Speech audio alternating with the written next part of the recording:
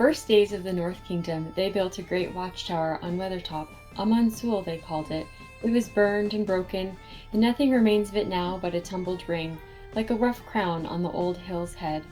Yet once it was tall and fair. It is told that Elendil stood there watching for the coming of Gil-galad out of the west, in the days of the last alliance. I'm guest co-host Brittany Miller, and you're listening to the Amon Sûl podcast.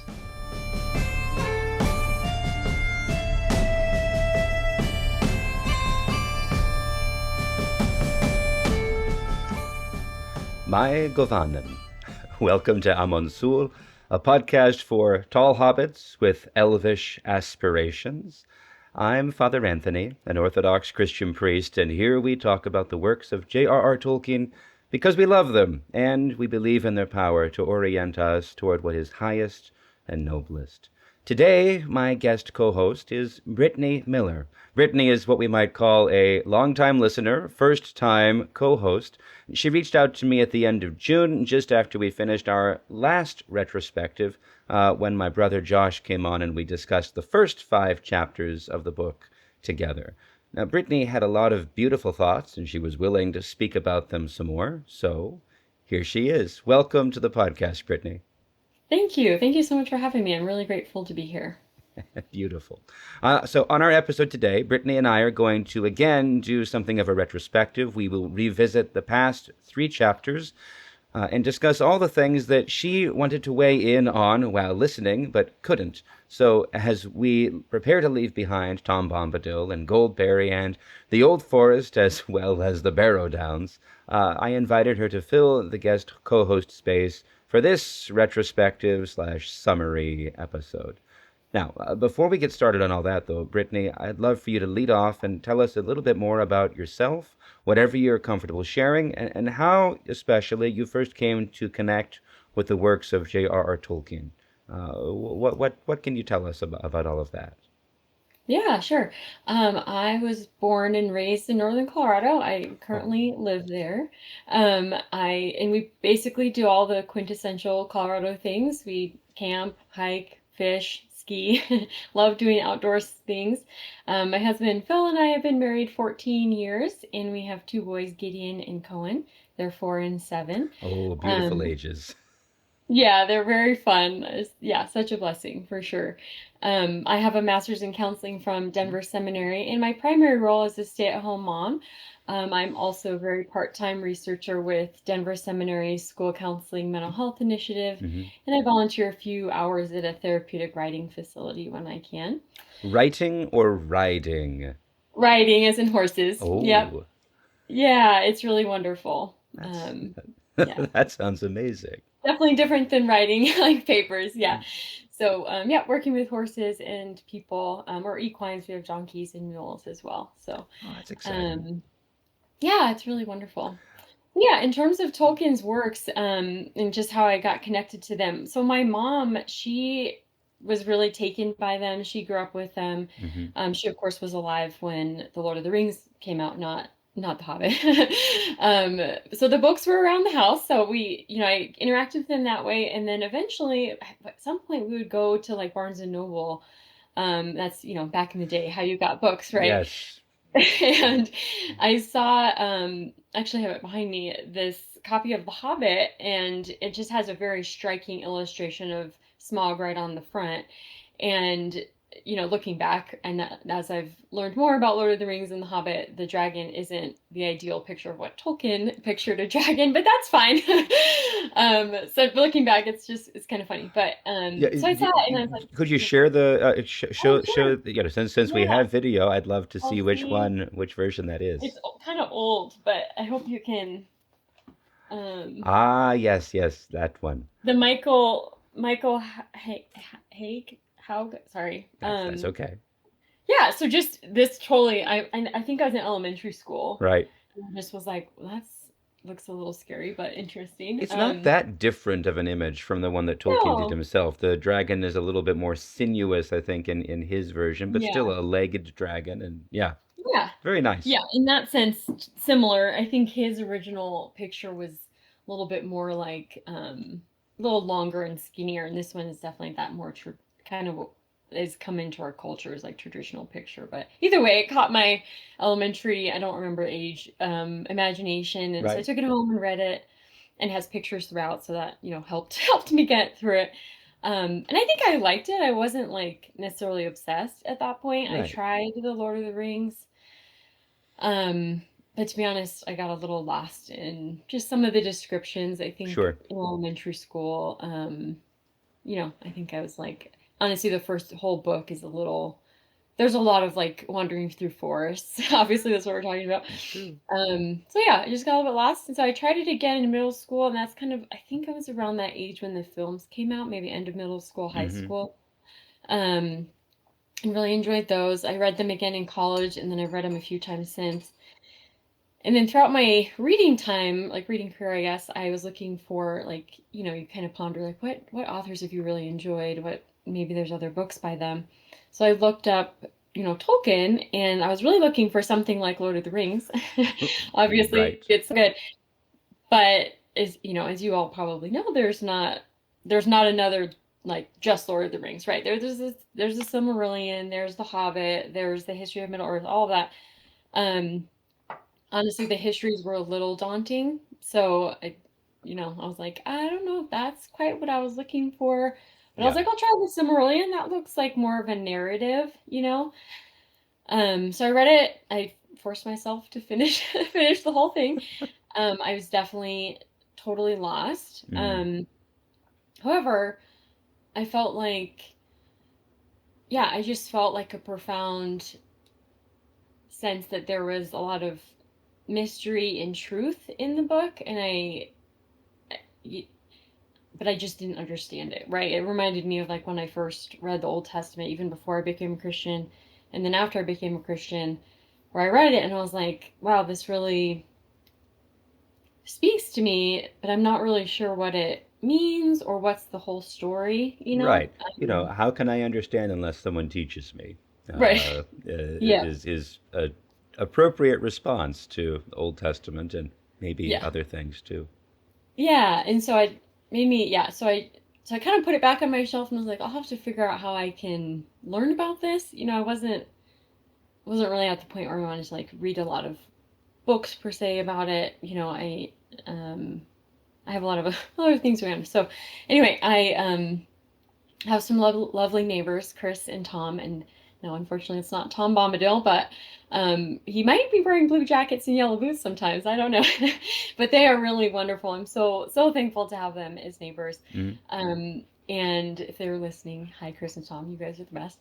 I was talking with Chris because they've had a couple like Lord of the Rings kind of themed parties, and I know one of their children who's my age, she I think learned Elvish like in high school. So obviously they were very into it. And so I was talking to Chris one day, and she was telling me about Mm. she listens to a podcast. I think she was listening to it with her son, like Mm-hmm. as they were like chapter by chapter walk through. And I was like, oh, that's interesting. And then I started kind of reminiscing about my experience with the Silmarillion, being like, it was great, but I knew there was so much more, but I just am really lost. There's so many F's. I just don't understand all the F characters. Mm. But there was so much beauty. And so she was like, oh my gosh, she was telling me about the podcast, not this one, a different one. And then it made me think like, oh, I hadn't really been into podcasts, to be honest. I listened to audiobooks. Um, Yeah. but not, didn't get into that kind of culture yet. So I just Google searched, podcasts on Tolkien, and there's quite a few. I'm sure people have seen many. Um, but this one obviously stood out because it has the faith perspective. So I was like, okay, this one will be great because Mm. it comes from the same worldview as Tolkien. And then I listened to the PPP, the Prancing Pony, which is what Chris was listening to. Right. And I really liked Corey Olsen's stuff Mm-hmm. too. Although the one where he like goes through the Lord of the Rings, but on the video game, Yes. yeah, what it's called. That one, I was like, that's a little too. The Lord of the That's Rings online. It's a bit yeah, much. yes, that was a little too much for me. I don't do video games. So this was a perfect fit when I found Amon Sûl. I was like, oh, this is great. Obviously, you guys had been producing quite a bit before I started listening, but I jumped in or listened to all the episodes that Deacon Seraphim, I think, Mm-hmm. Yeah. The Um, cleric formerly known as Richard. Yeah. yeah. So I listened to all of his, and then I chuckled when, like, some of the beginning episodes, Father Andrew was like, "We're probably not going to do a walkthrough of the chapters. We're here to talk about themes." And then he started doing The Hobbit, and I was like, "Yes!" And so Mm. I was really excited that he did that. And then when you came on, I was really thrilled. So glad that the podcast didn't end. So Me yeah, that's too. kind of yeah, me too, for sure. Beautiful. So yeah. That's a beautiful story. I appreciate you Hmm. sharing the whole thing in full. And just so we discussed it at least briefly, Denver Seminary. I'm not familiar with that. What denomination, what confession is that associated with? Yeah, that's a great question.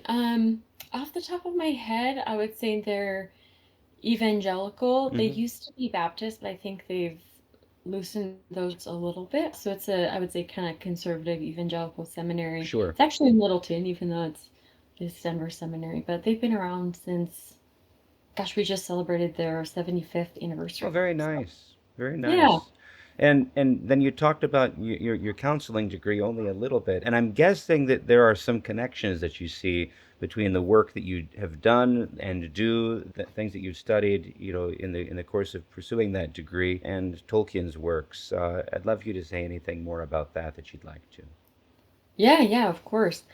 I'm sure there's many themes that apply. A lot of my colleagues probably could have full lectures on several several of these pieces, but just a few that really stood out to me that I'll just cover briefly. I think of three. There's hope, courage, and then beauty, or maybe um, positive escapism, for lack of a better way to say that. So hope for me is one of the big ones. Obviously, I think the Legendarium, that's a theme that is throughout the whole Lord of the Rings, right? And even in the Silmarillion too, obviously I think the sorrow piece is a lot more prominent there. But even Aragorn, right? He's the king, right? When he's in Rivendell, he is called Estel, Hope, Hmm. right? And in the Legendarium, the king returns, right? The hope Hmm. kind of is consummated, I guess, in the Lord of the Rings, whereas Christians, right, we're still awaiting our return of our king, right? And I just think of the counseling relationship just in general. I mean, I can't think of a client that would enter a counseling relationship without having some hope that things could be better, Sure. right? Even if it's a tiny spark, Hmm. a good counselor ignites that, Right. right? And Right. carries that.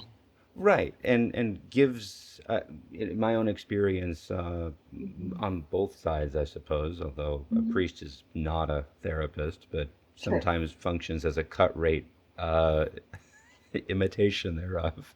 Yes, it definitely Um, has. but there's a great deal of hope simply in being able to voice what you're struggling with Mm-hmm. and have someone else sitting with you in that space, Mm-hmm. not being afraid, not even trying to fix it, but simply being present, lending Mm-hmm. sympathy, even simply assuring you that you've been heard. And it gives us a space in which one can find hope again, or gain the capacity to see and experience the hope that is offered, perhaps. Mm-hmm. I have to ask, since you bring up Estelle, Yeah. have you read the Athrobeth, the conversation of Finrod and Andreth? I haven't. I did listen to your and Father Andrew's. I think Right. that was one of the very Oh, it first was it ones. was early on. It was Yeah. yeah. So I'm familiar with it for sure, just in terms of, fate, free will, what is hope. Sure.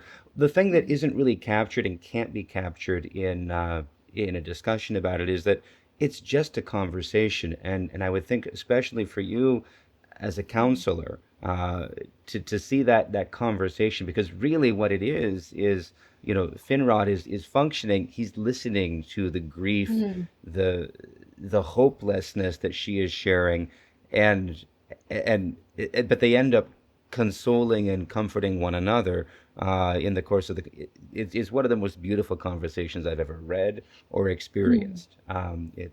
But the thing is that word Estelle shows up again as the human concept. Not this is what Aragorn is named for, not just a hope that okay, they'll have their kingdom again, but it is the old hope that all the Mhm. wounds, that the fall of humanity will be remedied, not Hmm. by some, lofty, dominating, exercise of power by Iluvatar, but by an act of humility, by an act of entering into the creation himself. It anticipates and intuits the incarnation, and that is the Estel, the deep hope that underpins everything. Yeah. No, it's true. I'm so glad you brought that up. I think it's so easy, that explicit conversation obviously isn't in Lord of the Rings or even the Silmarillion, which are the works that people more often, like myself, read. Um, and that true hope, or that Hmm. hope based on a relationship, right? Which I think Hmm. is kind of how Father Andrew talked about it, Yeah. isn't just based on probability, right? It's not like, oh, I hope it doesn't rain tomorrow, right? Right. It's based on like in Tolkien even brought it in full circle, right? With that conversation talking about the kind of shadows or the looking forward to our incarnation, right? Hmm. And I think, yeah, it's beautiful that that conversation perhaps is a picture of maybe a counseling type conversation, Hmm. but also just brings in a lot of ramifications for the counseling relationship, right? As counselors, particularly coming from a Christian perspective, we can embody that hope, Hmm. right? And hopefully we can talk about it explicitly, like, um, I forget the characters in that. Finrod? Yeah, Finrod and Andreth. And one of the Yeah, F's. yeah. Yes, I know. Yeah. Hopefully we're able to explicitly talk about it like Hmm. Finrod does, right? Um, and I think a lot of times people come to counseling, right, because of trauma or evil, for lack of like that's a broad term that they've experienced, a discord in their relationships or whatever it might be. And I think we can come and bring, just with how we speak to them, how we relate with them, and how we respond to clients, right? We can make that refuge. We can bring the true hope of Christ, right? Hmm. Like that all evil will be vanquished, right? That we can look forward to a new heavens and a new earth. I just think of Revelation, right? That is the hope, Right. right? The hope comes, ultimately it's the words of the angel, his name shall be called Emmanuel. God Mm, is with us. And, right. that is, even before words that a counselor would say, there's a Mm, comfort just of being present. And if the counselor, the therapist, is a faithful Christian, is bearing that hope of Christ into that moment of brokenness, then simply by being present and listening, right? They're already yeah. giving that deep comfort, a hope that Mhm. that someone can exist with the suffering person in the presence of that suffering and not be Mhm. overwhelmed because there's something beyond. Anyhow, Yeah, it's that presence and encounter, right? right. And that's what we experience when we experience the presence of God. And Hmm. that counselor can so easily take that reflect that role, right? Reflect, yes, right. So, yeah, no, I Beautiful. think that's great. But you were talking too about courage and beauty, Yeah. and I kind of derailed you to talk about Oh hope. no, I love it. Yeah, it's a great conversation.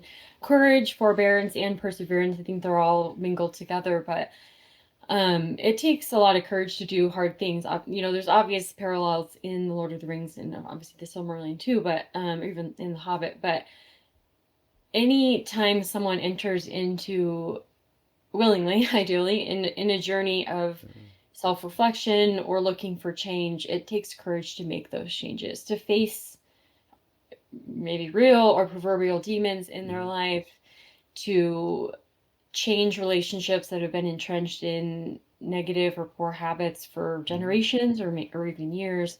Right. Um, and the forbearance it takes for that, just that patient self restraint Right. and perseverance. Yeah, so all those just, yeah, make me think of how, obvious parallels to what Frodo, I mean, there's Right. so many characters, right, that show all of those. And I think Mhm. the counseling relationship is a beautiful reflection of that. Well, and I love what you said that the suffering, the challenges, they're there regardless, but you can take them up. You can face them with courage, or you can, sort of do the other thing. So in the Sure. Orthodox Church, we just celebrated the feast of the cross, and in that, of course, we read from the Gospel of Mark. If anyone would come after me, let him deny himself and take up his cross, which, I'm so fascinated, troubled, challenged, I guess, by that word, take up the cross, because the cross is there.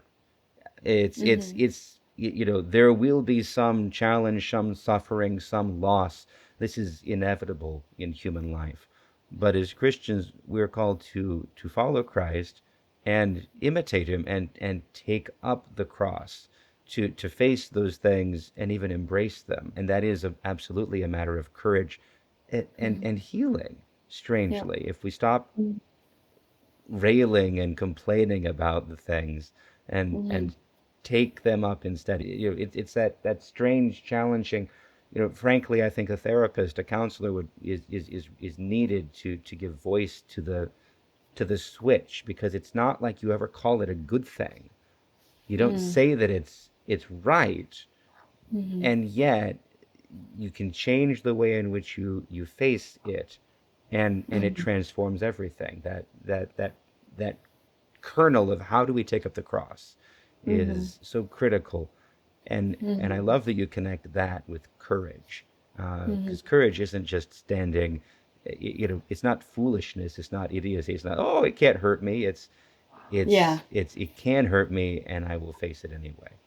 Right. And even, as you've worked through that, looking at the eternal perspective too, of like, how is this difficult thing, whatever it might be, refining me to, Hmm. how can I turn this over to God and allow maybe what Satan or people with ill intent have meant for ill, Hmm. and God will turn it for good for Hmm. me. Scripture talks about being refined through fire. I'm not a metal worker by any means, but like gold, right? It needs to be refined. The Hmm. impurities have to come to the surface, and it has to be through fire, right? And so, Hmm. yeah, I think the counseling relationship can be, like you said before, just that presence of hope. And in that, it allows people the space to feel safe, to feel known, to Hmm. feel hopefully encouraged, loved, not in a sexual way by any means, of course, Right. but brotherly love, right? Or maybe love of God towards the self. When we enter that space, we can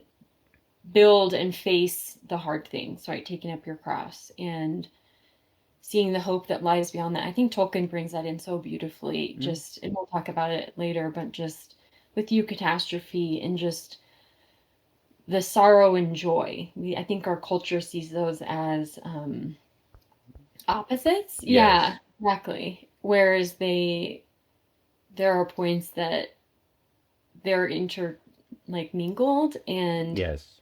the sorrow makes the joy so much more poignant, and vice versa. Yes. Yeah, And that so I think, joyful sorrow.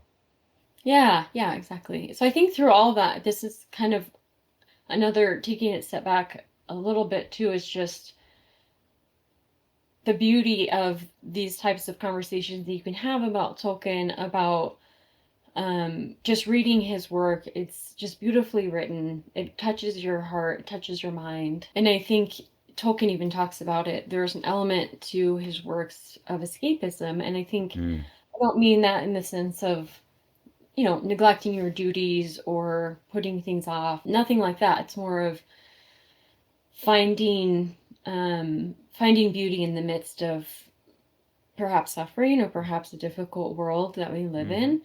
And so I think just practically for counselors, right, we teach our clients to fill their minds with things of God, ideally scripture, but also his work, his world, even if that's not necessarily explicit. The good things that we're teaching our clients are things of God, Right. right? And Healthy coping mechanisms. And you right, maybe start with just the idea of coping mechanisms and not condemning yourself for them. And then, okay, but that isn't doing what you need it to do. Let's right. find what actually feeds you, what actually, Hmm. helps you to escape from the troubles of the moment. And yet at that point, it's not an escape. It's a revelation that Mm, what you've been drowning in isn't actually reality.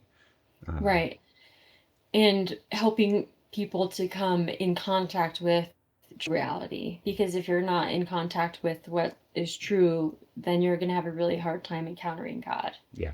Um, and so I think teaching people just practically read some good books, right? And Yeah. have habits of purpose. All of our habits everything we do is shaping us. So how, as counselors, are we?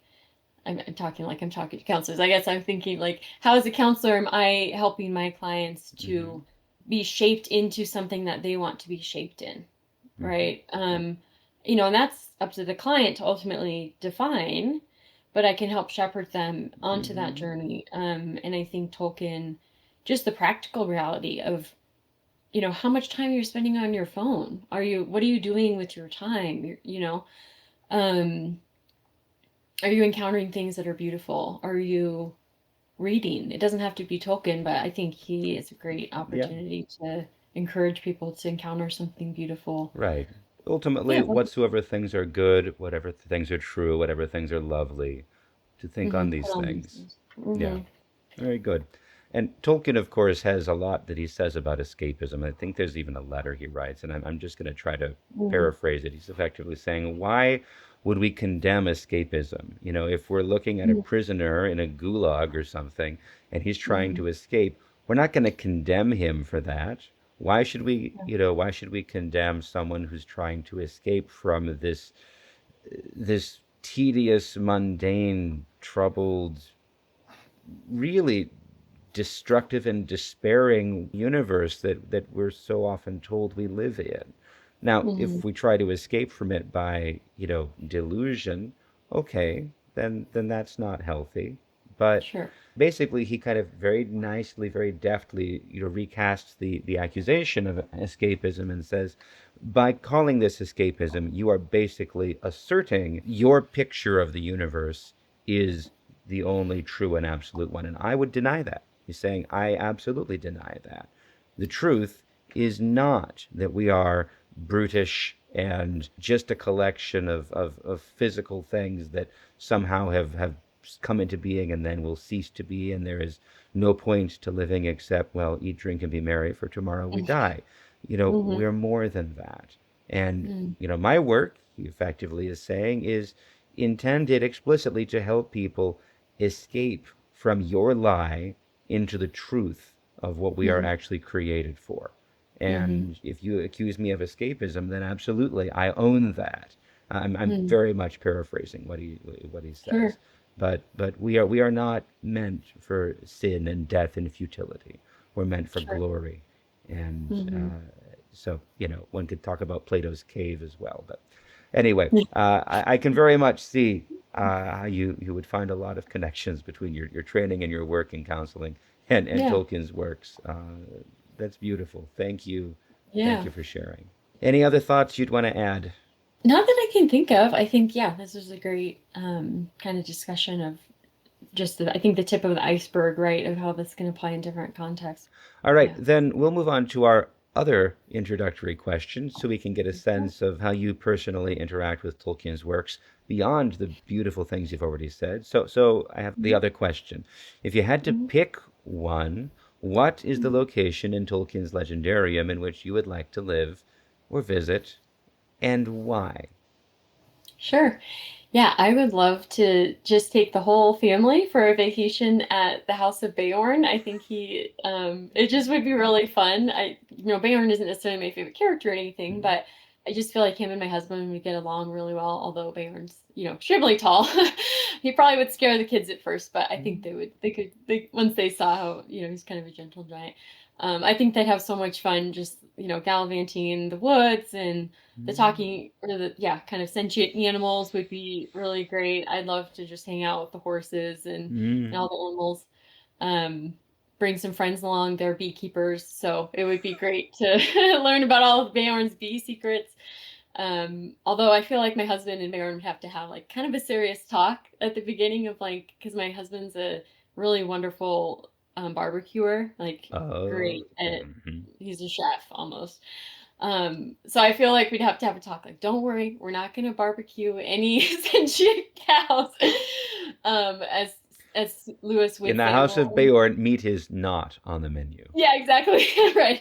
We will only, yeah, or if we could convince him to do some barbecue with us, we will only do the dumb beast, as C.S. Lewis would say. We're not going to eat any of the talking animals. You can tell we're reading the Chronicles of Narnia. So I just finished them with my daughter as well, and oh, wonderful. or rather, I thought I was finished, and then I found out when I finally got to the end of the last battle that she had gone and skipped ahead and finished it weeks before me, and Oh, and and dear. had been sitting on that secret until we were actually done. So, Oh, that's so sweet. oh well. Well, very good. That's beautiful. I think, though, it's time for us to move on.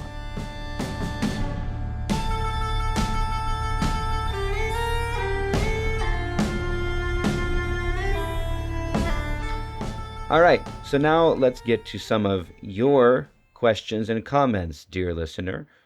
So we're actually recording this episode, although it's going to drop October 25th of this year.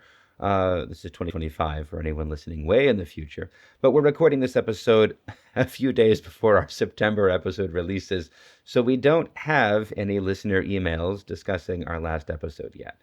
Instead, we're going to read a note that's over 2 years old from listener Sophia. She's reflecting on when in life one should read Tolkien. This is, of course, addressed to Father Andrew and to Deacon Seraphim because they were the ones in charge at the time. So, Brittany, would you read this? Yeah, of course. So Sophia says, Dear Father Andrew, you must receive countless messages in support of your work through the extraordinary Amon Sûl podcast, and this one will be no different. I am a recent subscriber and am happily catching up by listening to old episodes, which are never old. I love them. Your expertise, your spirituality, your enthusiasm and marvelous sense of humor, and your deep respect of J.R.R. Tolkien, not only from the Christian theological perspective, but also, and very importantly, from the perspective of his incredible, and I would add unsurpassed, gifts as a writer, storyteller, and linguist. My degree, received many decades ago, was in English philology, so I have a special affection for etymology, wordsmithing, and adjacent topics. Richard's contributions in the latter regard are particularly enjoyable. Every time you ask your guests when and how they first encountered Tolkien, I marvel at the early age that characterizes those encounters. I'm slightly embarrassed that I discovered Tolkien only recently in my late 60s, so I find myself trying very hard and intensely to soak in all of his work at heightened speed. I have now read The Hobbit, The Lord of the Rings, The Silmarillion, and The Fall of Numenor. Next in line will be The Tales from the Perilous Realm, and most definitely on fairy stories. Yet I have to reread The Lord of the Rings, which I'm doing right now, and will read the Silmarillion as well before moving on. These second readings, which I have undertaken while listening to your reflections and those of Richard Rowland and your various guests, make the experience all the richer, more immersive, and thus far more memorable. One of those episodes with Richard included a criticism by a reader accusing Tolkien of Gnosticism. I wish I could find the episode so I might refer to it specifically, but I can't. Anyhow, I could not disagree more. I was rereading the closing paragraphs of Chapter 7, Journey to the Crossroads, page 702 in my edition, one of the most beautiful passages, and there are many, in the book, which I believe bolster my assertion. Standing there for a moment, filled with dread, Frodo became aware that a light was shining. He saw it was glowing on Sam's face beside him. The section goes on to describe how the brief glow fell upon a huge sitting figure, the main figure of a king of Argonath. It has been beheaded, desacralized, but Frodo's eyes fell on the old king's head, lying rolled away by the roadside. And he sees, about the high stern forehead, there is a coronal of silver and gold. A trailing plant with flowers, like small white stars, had bound themselves across the brow as if in reverence for the fallen king, and in the crevices of his stony hair a yellow stone crop gleamed. The passage's description of the marriage of spiritual beauty and earthiness, as well as the triumph of goodness through the redemption of fallen matter, tells us how thoroughly un-Gnostic Tolkien's work always is. There are numerous instances of this, not to mention the quotidian goodness of the joy of Hobbit life, all of which support the integrative spirit matter, God incarnate nature of Tolkien's worldview. I have gone on far too long for what was meant mostly to be a heartfelt thank you note for your excellent podcast. I am a Roman Catholic, yet I find little, if anything, to quibble about with the beautiful Orthodox spirituality and theology you share. Again and again, I feel enriched by your comments, which accompany me in my prayer life, including my participation in the holy sacrifice of the Mass. Even now, sitting at my desk, at a time when physical and familiar limitations circumscribe my world more tightly than I might wish, Tolkien has brought in a greater sense of enchantment, and your podcast has further clarified and enhanced this beautiful reality. Indeed, how good God is. I think I know now why he chose this time in my life for my Tolkien encounter. With gratitude and appreciation, I wish you all good things in Christ, Sophia. Now, I found that one of the more beautiful letters that the podcast has ever received, and we'll often do excerpts, but yeah, it's just beautiful sentiments, beautiful thoughts, and beautifully written. And Sophia is very gracious in what she says, especially since, as I learned when she wrote us again, she is herself a published poet and not an unimportant one at that. I'm hopeful we can bring her on in the future. But I love her reflections, especially about the goodness of the creation. Those resonate very strongly with me and with the discussions that I've had with the guest hosts over the last few episodes. And really, this has been a constant theme throughout the history of the podcast. Now, the idea of the goodness of the creation is, of course, something of a controversy between the various confessions of the Christian faith.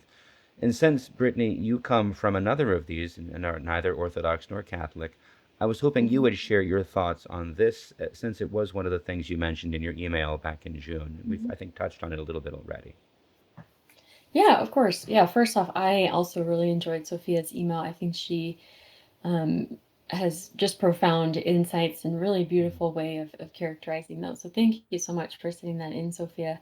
I'm so thankful that I got the opportunity to read it.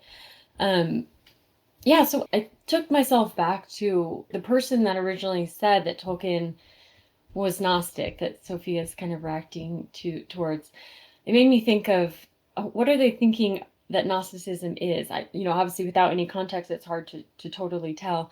In my mind, I'm thinking through, traditionally Gnosticism, I guess, in terms of its relationship to Christianity, is the belief that spirit is good and matter is evil, right? And so thinking about how that integrates with the Christian faith, or doesn't, but how people try to, is that the possible belief that Jesus brings a message of self redemption. So, like, we need to find our inner self, our inner spark to reach Mm, God, instead of, instead of a salvation through Christ's death and resurrection. mm, It's not something that comes from within ourself, right? mm, Because if matter is evil and we're matter, right, then the conclusion is that the matter that we're embodying is evil, right? And mm, so if that's kind of where they're coming from, I wonder if that's it, or if they're maybe confusing Gnosticism with escapism. Are they trying mm, to say that Tolkien promotes, this withdrawing in our life so that we're like just neglecting other things, or we're so engrossed with, maybe they think of Tolkien as like a spiritual reality. I'm not sure. I mm, don't know where they're coming from.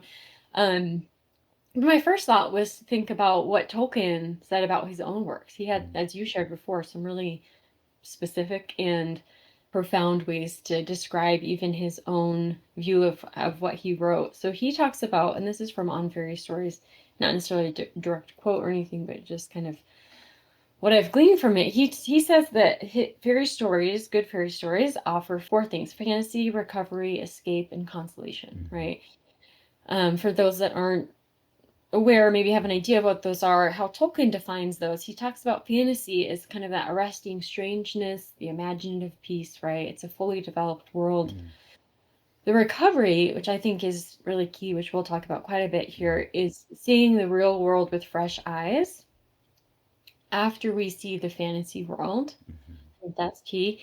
And then the escape, which we've already touched on, and I appreciated you summarizing that letter that mm, Tolkien had about escape, but just that temporary leave behind of the burdens. It's mm, not necessarily bad, but we all do live in a fallen world and we do have burdens, right? mm, Um, and then the big piece that resonates here, and I think Sophia is kind of bringing about in her letter as well, is just that consolation piece, right? Of um, now, I read a book. It's called The Great Tower of Elfland, The mm. Mythopoeic Worldview of J.R.R. Tolkien, C.S. Lewis, G.K. Chesterton, and George MacDonald. If you haven't read it, it's very Oh, fascinating. interesting. The author, I can't remember if it was a full author or a lot of people that contributed, but the book talked about how the consolation says a consolation which leads to powerful joy and a sudden turn of events. even on the individual level. And that's kind of a different way to summarize what Tolkien coined as the eucatastrophe. He made up that word. He created that word, I should say. You as in good, and catastrophe is a downturn or sudden change, right? So it's a consolation that leads to powerful joy and a sudden turn of events. And so obviously the supreme eucatastrophe is the resurrection of Christ. Tolkien talks about this in his letters as well. I think it's 100. Christian joy, which produces tears, because it is qualitatively so like sorrow, because it comes from those places where joy and sorrow are at one. They're reconciled, and selfishness and altruism are lost in love. So I think taking all these things together, all four of these elements only occur in real matter, right? So I don't think that he would create an entire legendarium based on things that happen in real time. If he's rejecting the spiritual, or if he's rejecting matter, Yeah. right? Like clearly, from his worldview, Christ, and obviously ours too, Christ actually lived. He lived and breathed on this earth, right? He had a bodily resurrection. If Gnosticism is Yeah. true, then God would not have sent his son in the form of a living, breathing man and had a bodily resurrection. So I feel like Tolkien very vehemently would rail against the charge of Gnosticism. And I think another piece that I think kind of brings this home a bit more poignantly as well is just how we can see so much of our world in Tolkien's. Hmm. And I'll share this quote from this other book that I read. And again, I'm not a philosopher, so forgive me if I misconstrue some of Plato's ideas or Platonic ideals. But the book is The Philosophy of Tolkien by Peter Kreeft. I think he is a Catholic, but I don't totally know. I did And a little he's research. He's I okay. think he began in the Protestant world. He's been a philosopher at I think a university in New York for a while, Okay. but he is a convert to Roman Catholicism. Okay, So that's what I thought. yeah. Yeah. Okay. And the book is wonderful. It goes through basically different categories. Yeah, definitely check it out. Hmm. But he says if Plato was right, everything we see is a shadow, copy, image, imitation, or sign of something unseen. So take the hobbits. Why did they strike us as real? Where are they?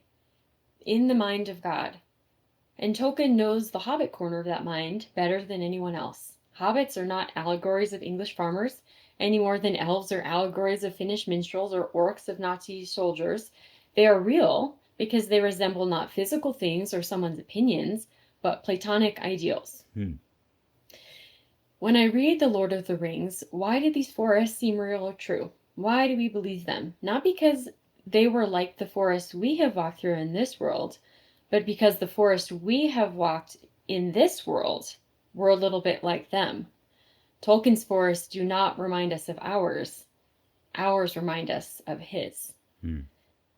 And so I just think thinking of, Sophia, what the piece that she brought in of just the encounters that the characters have throughout the legendarium are encounters with matter and real substance, right? They're not rejecting the world that they are embodied in, right? And I think just like ourselves, right, we can taste true reality when we have these true encounters in our own world. Obviously we need to take the time to experience it. And so I just think Tolkien's works shed light on real aspects of our own reality, namely the material universe as understood within his particular worldview. Hmm. I like those reflections. You brought a lot there. I'm grateful to you for Mhm. especially summing up the point from On Fairy Stories, and Mhm. that book, the Great Tower Elfland, of yeah. Elfland. That's a book I've not heard of, but it looks Oh, check it fascinating. out. I know there's been some really good work done on the Inklings lately. Hmm. At any rate, the the one thing that strikes me is we need to be very careful anytime we talking about whether Platonism or Aristotelianism, the Christian gospel does not reduce within either system or any other philosophical system, and it's Mm, always a matter of tension if we're utilizing those philosophical terms to speak about the things of God. And mm, yet, I think Kreeft's point about the figures, the ideas in Tolkien's legendarium functioning somewhat as Platonic forms or ideals. That I think there's something in that, as you mm, say. My own thoughts on where yeah. where someone might see Gnosticism in Tolkien, my guess is it's more in the Silmarillion, in the Ainulindalë, in that idea of an indirect creation that is mediated by the Creator Mm, through the work of angelic powers. That sounds more familiar to the sort of Gnosticism that Christianity is actually grappling with. The stuff we see Saint Irenaeus describe and then rip to shreds in his Against Heresies in the second century. I almost feel like that accusation of Gnosticism is someone who started in on the Silmarillion, got lost in the first few chapters describing the relationships of the Ainur and the Valar, and are mm, like, "This is just Gnosticism. I don't have time for all these names and details," which is mm, a fair response. And yet, if we dig a little deeper and see what Tolkien actually does with that, he's engaging with that larger question of how do the angels actually function in relationship mm, with God the Creator? mhm, How do demons come to fall? And how do all of us created uh, rational natures? How do we interact with one another and with the creation and with God? Which is the question that Gnosticism is answering. But mhm, Tolkien's what he provides is, if not a fully and absolutely Christian answer, it is definitely coming from that Christian perspective.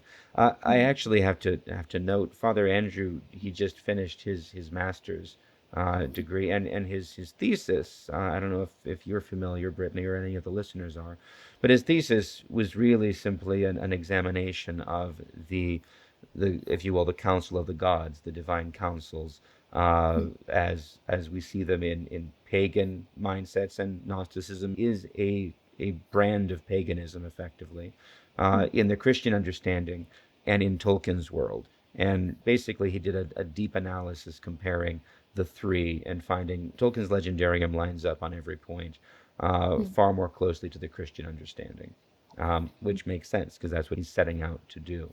Effectively, Tolkien inverts the Gnostic model. His right. valors so deeply honor and respect the dignity and the purpose of the lowest beings, of elves and men, that they don't abandon them, they defer to them the Mhm, stewardship of Middle Earth. And mm, then themselves, they lower themselves, they subjugate themselves, they mm, set boundaries for themselves to mhm, advise and assist and inspire, as we see mm, Gandalf exemplifying perhaps most clearly. And if you've listened to the last couple episodes, dear listener, you also know that I have my own headcanon in which Tom and Goldberry are even an instantiation of self-limited, faithful Valar, serving that same function in support of uh, and aid to the children of Iluvatar. mm, But the inversion of Gnosticism, it's not the ones that are closest to the Creator, either in power or in just proximity in a sense of emanations, as we see in Neoplatonic mm, philosophy. Those aren't the ones who are greatest. They become most corrupted sometimes. Melkor mm, is the closest to Iluvatar, mhm, and yet he falls not because of his distance or his materiality, but because of rebellion. And that mhm, rebellion then results in his materiality. So again, it's an inversion of the Gnostic understanding. It's mhm, not because of that distance that they become material. They become mhm, material because they rebel. And mhm, Melkor, he loses his identity in trying to control the physical world, which nonetheless rebels against him at every point. So mhm, yeah, we might say, oh, and all the faithful Maya, they consistently point away from their own dominion and power and point mhm. rather toward the one who created them, Sure. and in service to to the others. So Mhm. I would say, I think we can say Tolkien is engaging with that sort of picture that Gnostics painted, but Mhm. really it's just a different way of saying he's playing with far more universal realities of angels and demons and the council of the gods, and expressing how that picture plays out rightly on a fictional Mhm. stage.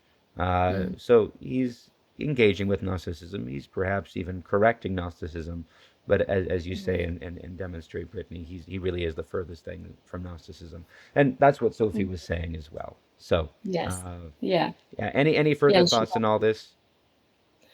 no, I think the quotes that Sophia brought were a beautiful representation of that. And it just is throughout the whole legendarium. To kind of summarize what you were talking about, I think it's just a really beautiful fictional representation of Christian cosmology, right? Man is created to steward creation. So the children of Iluvatar are kind of the stewards of the material world. The angels, the Ainur, the Valar, Mm. are really there to help Luvatar create, but also to assist the children. So it's definitely not saying that the spiritual is elevated above the material. And the material is certainly not rejected in that sense. Right. So, And I like what you wrote. It's the material world is actually the real reflection of Iluvatar, even if it mm-hmm. is marred, but it's not rejected. It is Yes. perfected. It is assumed when Mm-hmm. the Son of God becomes human. And Mm-hmm. I know this is, this is a universal doctrine, although sometimes it's not emphasized because I don't know if I had really processed it, because I grew up in the Protestant world and I didn't encounter this affirmation until I became Orthodox. But it's Mm-hmm. not just that God became human, it's that he Mm-hmm. remains human. He ascended in his humanity, and that Mm-hmm. human nature is elevated, is united with the Godhead.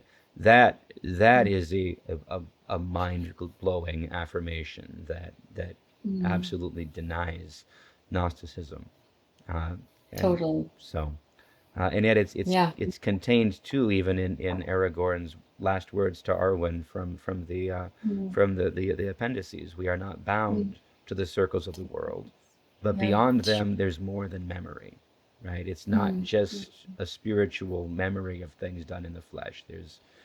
There is Mm-hmm. an intuition of a resurrection. Mm-hmm. Yeah, beautiful. I think that's perfect All right. tie-in for sure. All right. I think that's all we've got for questions and comments today. We only had one, but boy, That's a good boy, one. was it a great one. So, listeners, please feel free to send more to us at Amon Sûl at ancientfaith.com. You can also message us by the Facebook page. You can even comment on YouTube, and we will try to talk about it. You'll very likely hear it on an episode to come. Since we're doing a read through, it makes it really easy to maintain an ongoing conversation. So be aware, if you write us, you're probably going to be quoted and become part of the conversation. While we're urging you to write, please also continue to send in photograph submissions of landscapes that resemble Weathertop and the Weather Hills approaching it, so we can feature them on YouTube during the podcast openings and even the transitions. If you live or work or commute under the shadow of Amon Sûl, please share a photo with us. And Brittany, I have to say, the one thing I'm disappointed with is uh, you live in Colorado. You're surrounded by mountains, and we don't have a picture from you. So Well, yeah, I'm going to say you owe us. I know. Well, to be honest, we just went through just a couple weeks ago. If anyone's familiar with Rocky Mountain National Park, it's just an hour from our Mm, house, and we went over the mountain, like to the other side to Grand Lake. And when you're up there at 11,000, 12,000 feet, I was like, this could be Amon Sûl. But when I think of Amon Sûl, I think of like it's a hilltop, right? And right. it's kind of flat all around it. And I was like, but there's mountains all around it. I feel like I don't know if this totally works. Sure. I'm looking though. Don't What worry. we need, what we need is a good hill with, with enough distance, maybe 50, 80 miles, Yeah. so you can see the Yeah. Rocky Mountains, the Misty Mountains there in the distance, but you've got Hmm. a lower hilltop. I That's still know. impressive. So I get your point. It's hard to Yes. find the perfect one. Uh, I've got all the mountains and not a Right. lot of Well, hills. well, I grew up on the other side of the Four Corners states. I grew up in Oh Flagstaff, yeah. Arizona. Right. So, there's there's the San Francisco peaks there, but that's four Mm. mountains, so it's neither a mountain range nor is it a lonely mountain because it's four peaks. Yes. And there are all of these little, lower mountains and foothills around because it's volcanic. Okay. Mm-hmm. Oh, But interesting. none of them really. It's hard to find one that looms exactly Right. right. It's hard. And it's like, okay, I have an abundance of hills, but Yes. where is The one. where's the Where's one just the that one? looms exactly right? So, It's uh, harder to find than you would think. I know. yeah, I've been impressed with the pictures that people have sent in. I'm like, that's a really good one. yeah. There's a So, mountain that used to be 4 or 5 miles south of my home. okay. It was called Howard Mountain, and it was like the tallest mountain in the area. It functioned that way, but because Mhm. it's all ponderosa forest, you have a hard time catching Yes. I haven't been there for years, Okay. but even it was hard to actually see what an Mm. impressive mountain it was until you could get on top of it and realize, okay, I'm higher than everything I'm else, higher, and I yes. can see everything. Because it's Uh, covered with trees. I know. yeah. Yeah, it's So, trickier. it's tricky. I said it. You owe I us, will keep but looking. I get it. It's not as easy as it sounds.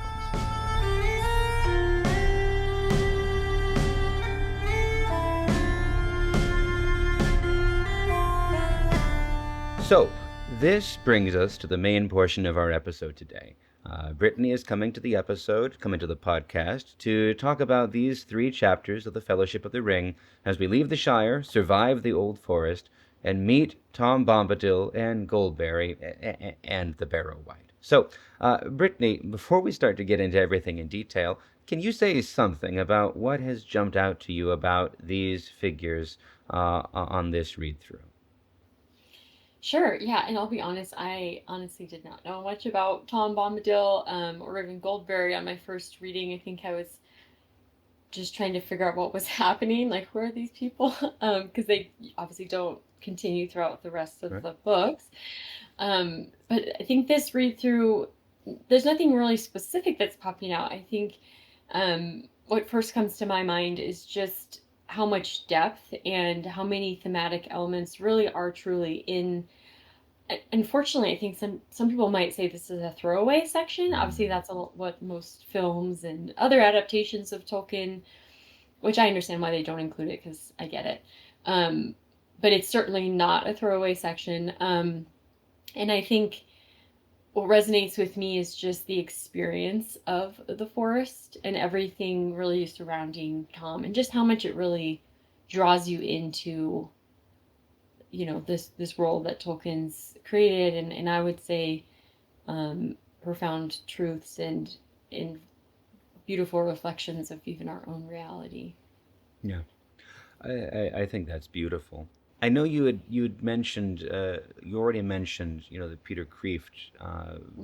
but what you had to say about and what he had to say and what you latched onto there about the subject of forests, how we Hmm. experience Tolkien's forests not as being like the forests we walk through, but rather we experience the forests in the real world as reminding us of Tolkien's forests, Hmm.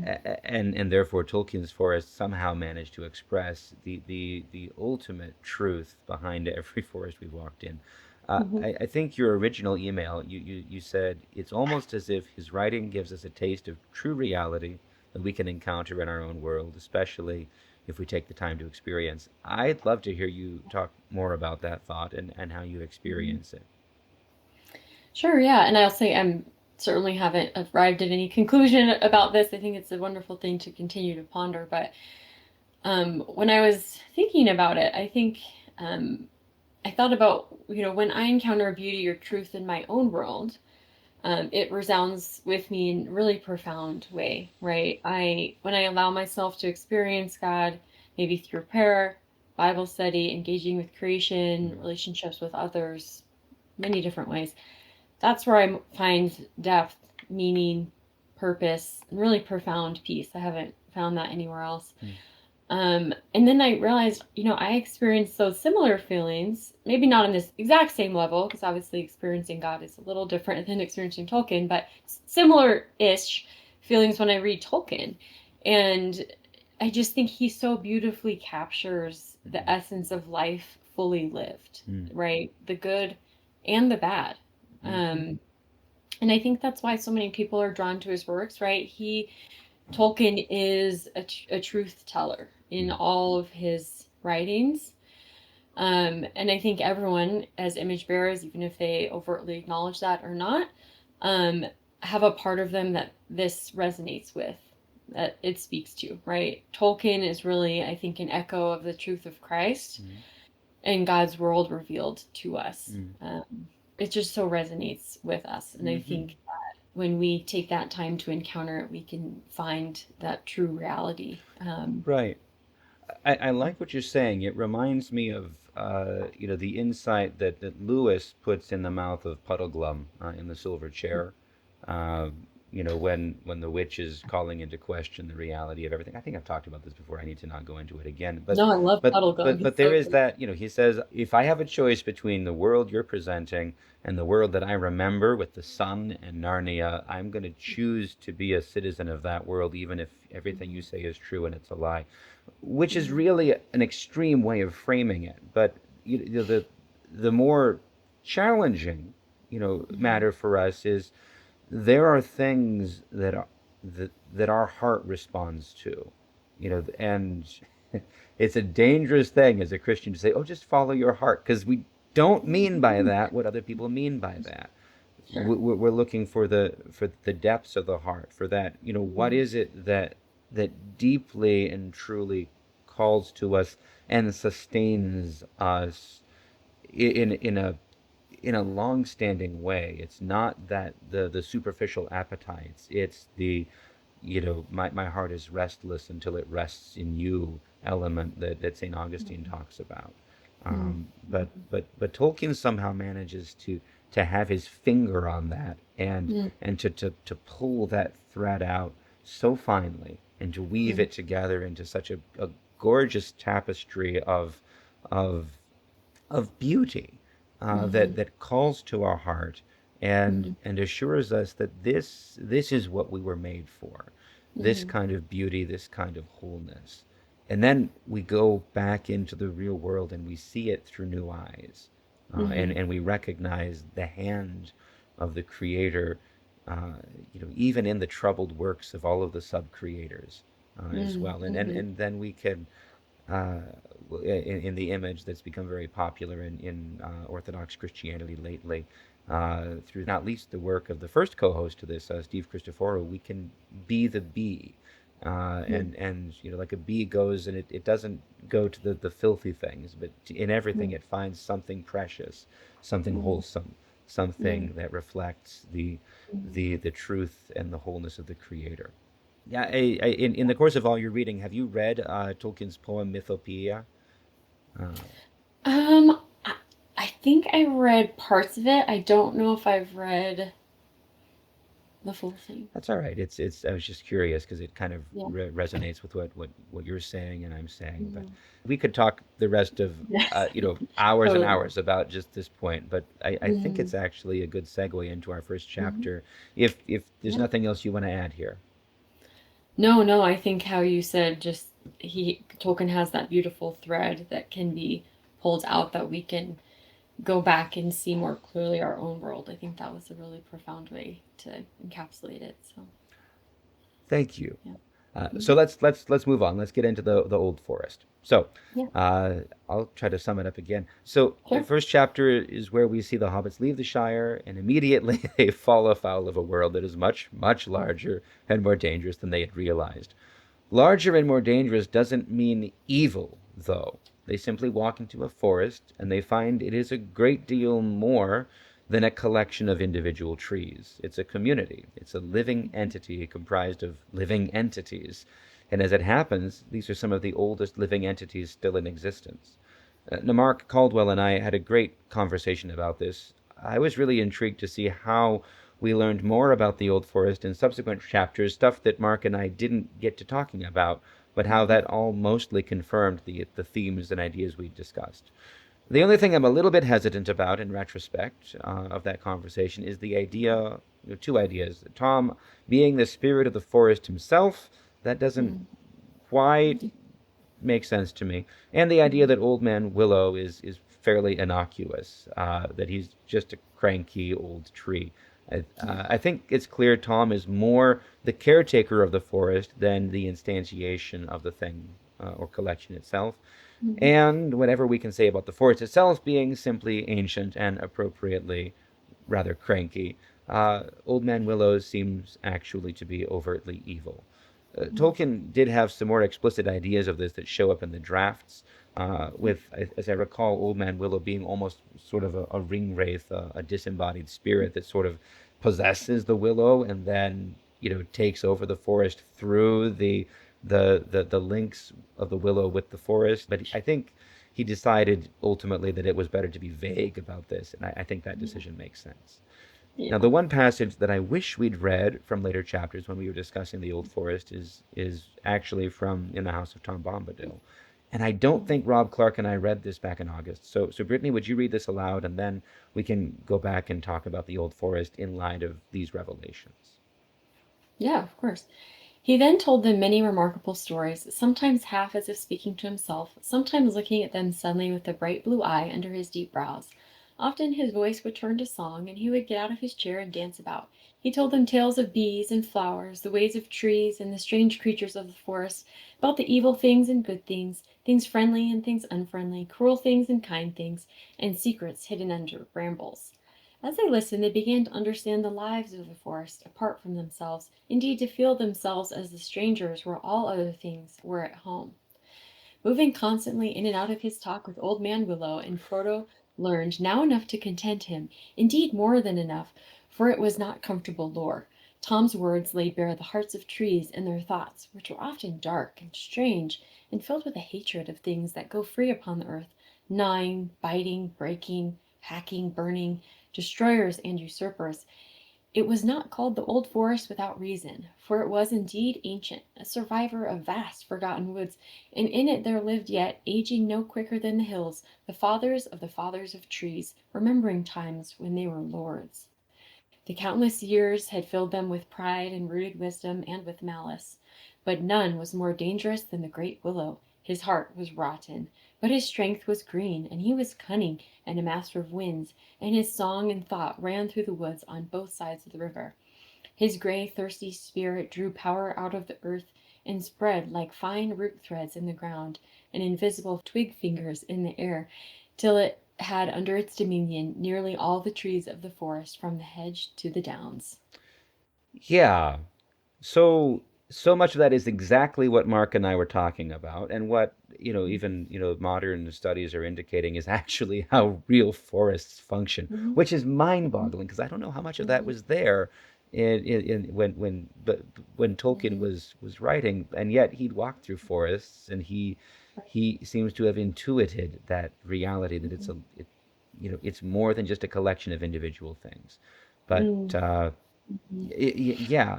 I have a lot of thoughts, but I want to let you go first here. No, no, I just wanted to bounce off what you had said, just how everything's really intertwined. One thing that really stood out to me that I was really, I think, really important, what you and Mark had talked about, was in kind of our like real time, right? Trees do the exact same things as they do in Tolkien's forest, right? But our time's just a lot slower, right? Hmm. So like I think you gave an example of a tree that was by a fence or something, and over the years it really had taken over that fence, right? Yeah. And It ate it. whereas yes, yeah. Whereas the old forest, it's doing all the things that trees normally do, just in a much quicker, it's like everything's fast forwarded, right? Like the quotes, I mean, I just took a compilation of how Tolkien described this forest. The forest relents at some point, but then the air seems heavy. Just behind them, like the branch falls, there's crash from that, the trees kind of are closing in. Isn't that just what it's like Yeah. over time? All trees kind of encroach and close in. And in it, and it goes on, I won't read it, but the forest ends up kind of directing them, right? So it, Hmm. it does seem like, and circling back to what the text that I had read says, it does seem like there is a bit of an evil intent, right? Hmm. And so I kind of wonder, like, where is this kind of coming from? Does that mean like Arda is evil? What does that mean? And where I kind of landed, and I'm just so curious to see what you have to say too, but just that Old Man Willow, is he maybe like an embodiment of like the suspicious and gnarly, not Mm. like gnarly dude, like the not a gnarly, right? Right.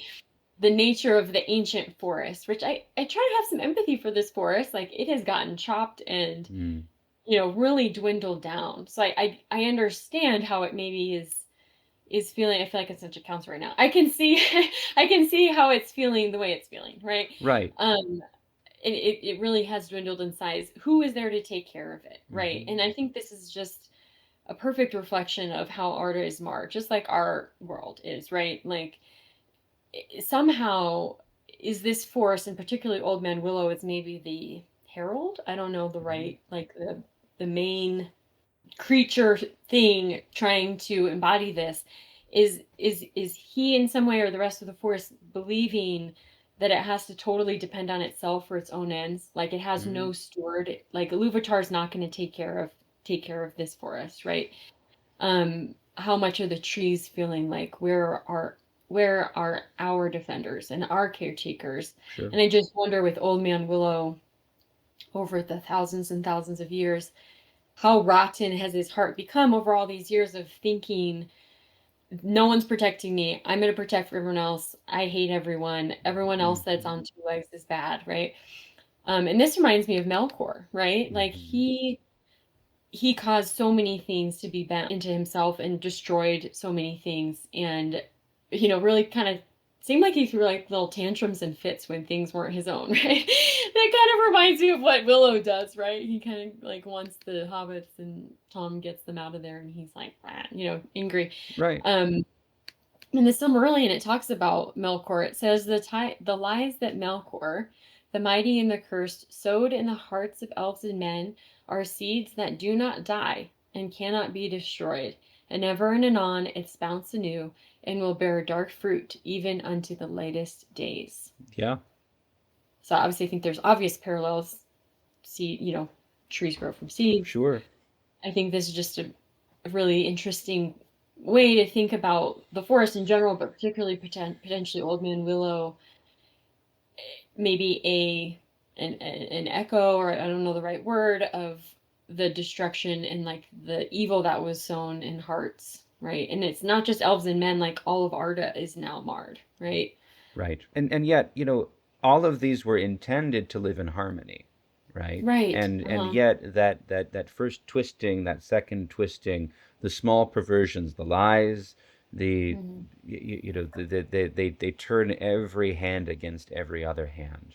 Hmm. And Hmm. this is what Melkor has done. Hmm.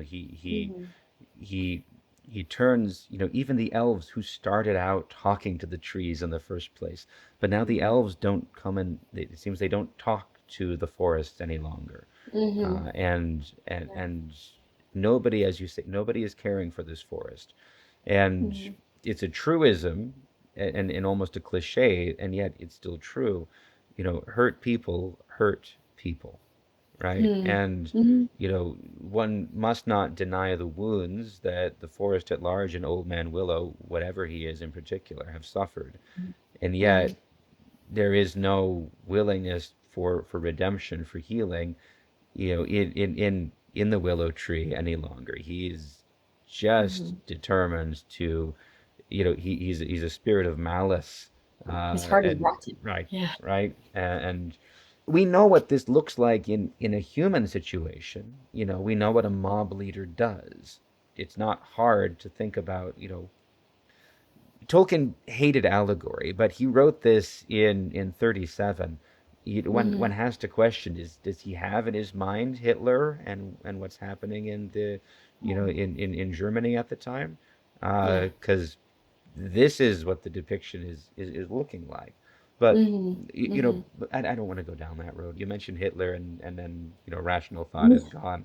That's part of his embodied life experience. Not Right, necessarily Hitler, but like certainly the First World War. right, How could he? And that's what I think why his works are so compelling, right. is because he paints reality, because he took the thing, now not explicitly, but like he took reality and weaves it so authentically into the experiences, Right. because it's totally possible. But I mean, all of us maybe not haven't necessarily been to war, but probably could pinpoint many things in our culture of mob mentality or whatever. And certainly Tolkien, I think, would have seen that, and just the evil, I think, that continues to be pervasive since the fall, right? Right.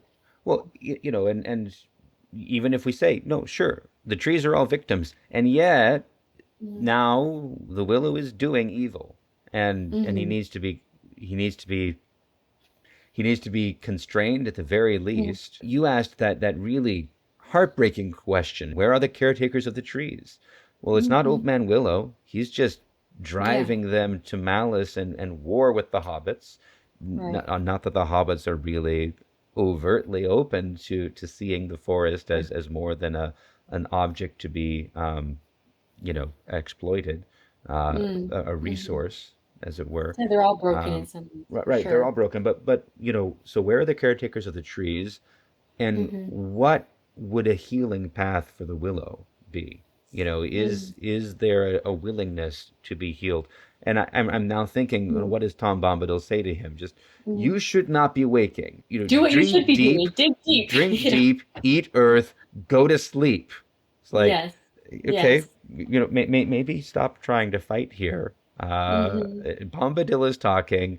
I've got this. I'm protecting Mm-hmm. the forest. You go to sleep. Maybe you'll feel better when you wake Yeah. up. You're outside of your what you were made for in some ways, I think, is some way to think about that. Yeah, and I think there's just important part of this too that is just really beautiful, that even though Arda is marred, right? Like the encounter with the willow and then obviously the barrow white later, I think um is a great example to think of, like, what do we do when we encounter evil in the world, right? Like, Mm, how do we face it? And I think that aspect of it is a just really important part of the whole legendary, but specifically Lord of the Rings, like the hero's journey, right? Like, hmm where do they learn? What do they experience? And I think in general, the old forest is a really important like portal.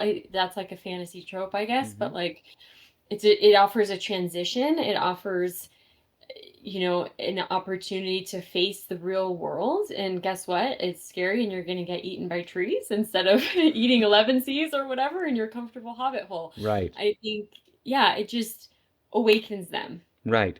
And also it brings to them the choice. And it's Mm, really a striking choice. What do you mhm. do when you encounter evil?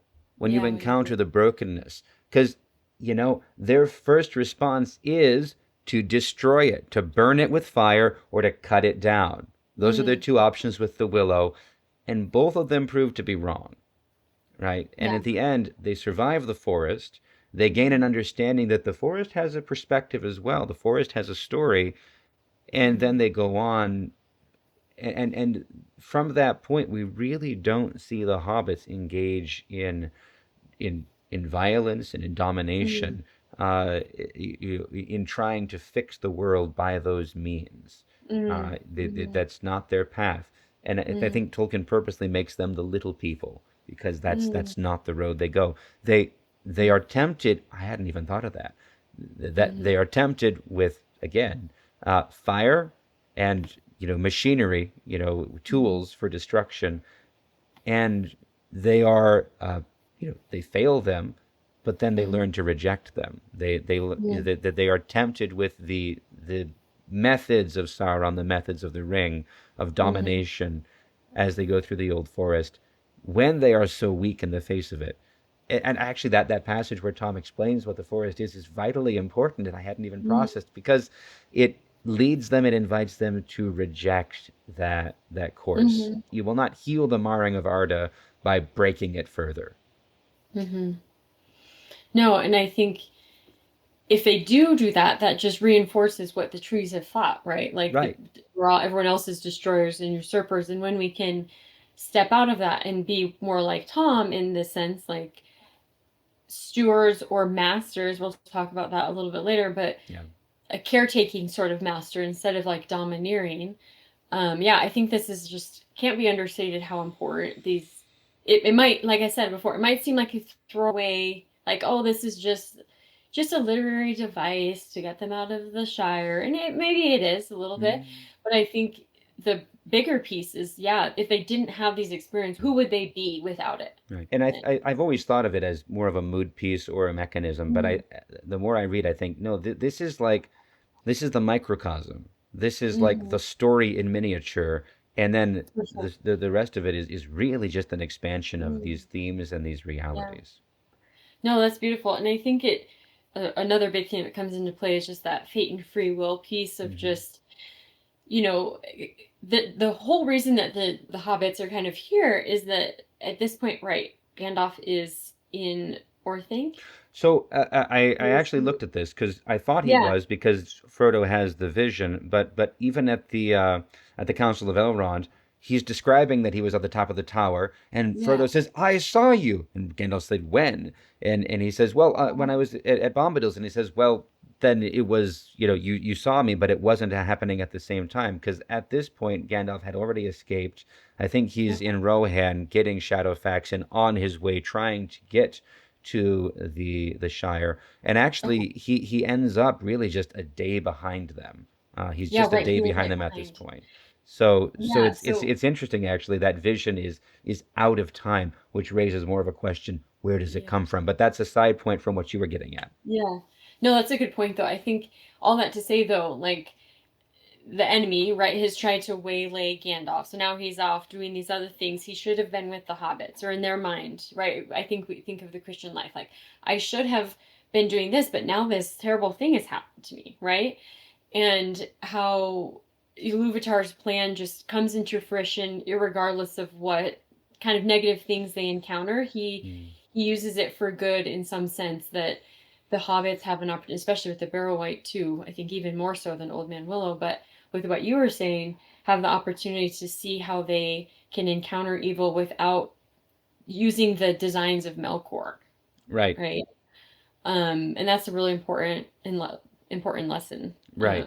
And Yeah. even the trial, the temptation, the Mm-hmm. attack becomes a means by which the hobbits now grow. Mm-hmm. And you'd put in the notes, the quote from Ainulindale, Melkor, you shall see that no theme can be played that does not have its uttermost source in me, nor can Mm-hmm. anyone alter the music in my despite. He that attempts this shall prove but mine instrument in the devising of Mm-hmm. things more wonderful, which he himself is not imagined. Not to steal the quote from you, but No, no, I love it. I it's talk about it more later too, so that's yeah, we'll perfect. come back to it again. But Yeah, I'll prove about it's mine instrument. yeah, it's striking. And of course, Mm-hmm. the Prancing Pony podcast guys they talk about that a lot. Uh, Mm. Yeah, yeah, they bring a lot of the themes out for sure. yeah. Anything else on this that you want to?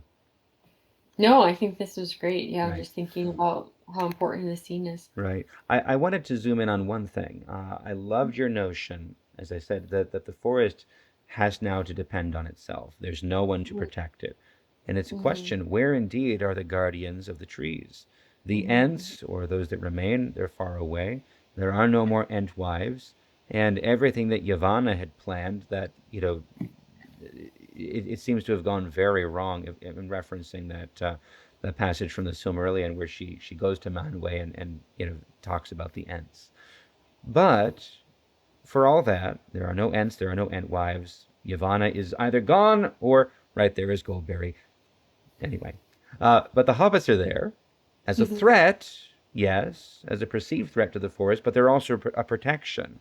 There is no one that's going to come through the Shire and attack the old forest from that direction. And on the other side, the Barrow Wights are there, both as a threat and as a protection. Mm-hmm. And right on the border of the forest, actively managing both sides, as we see, there is Tom and Goldberry.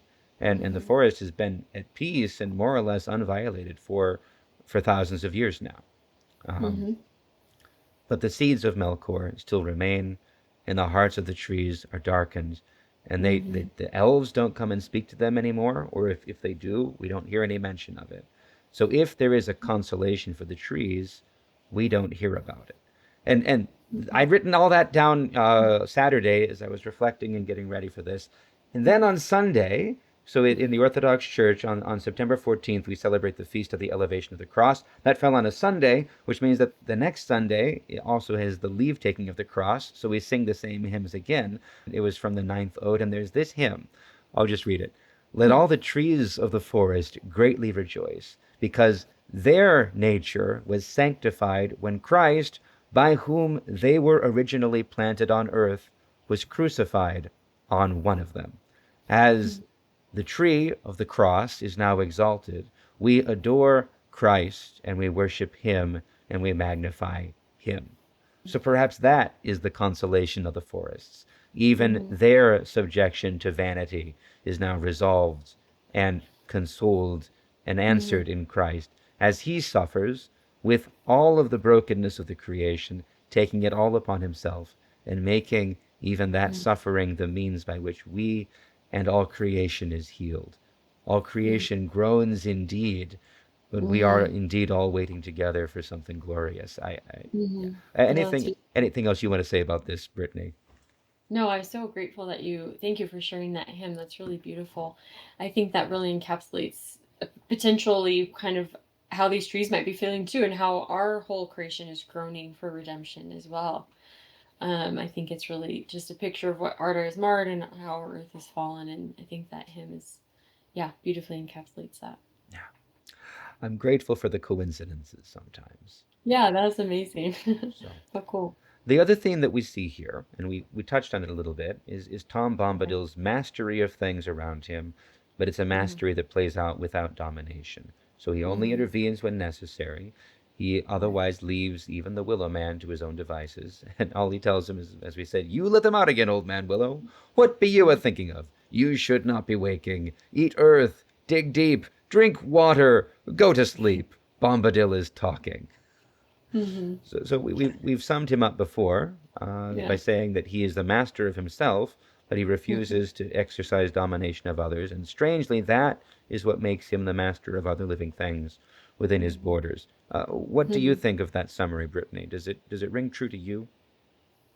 Yeah, I think in some ways, I think I could see how if you're not coming from maybe a Christian worldview, how it might be a little oxymoronic, like you have to master yourself in order Yeah. before you can master others, but it's really not, right? I think bear with me for a second. I think as Christians, right, we're God's image bearers, right? That the biblical terms are likeness, image, Hmm. it really means a reflection, a representation, right? So ideally, we're striving to authentically represent God in our own unique ways as He's created us.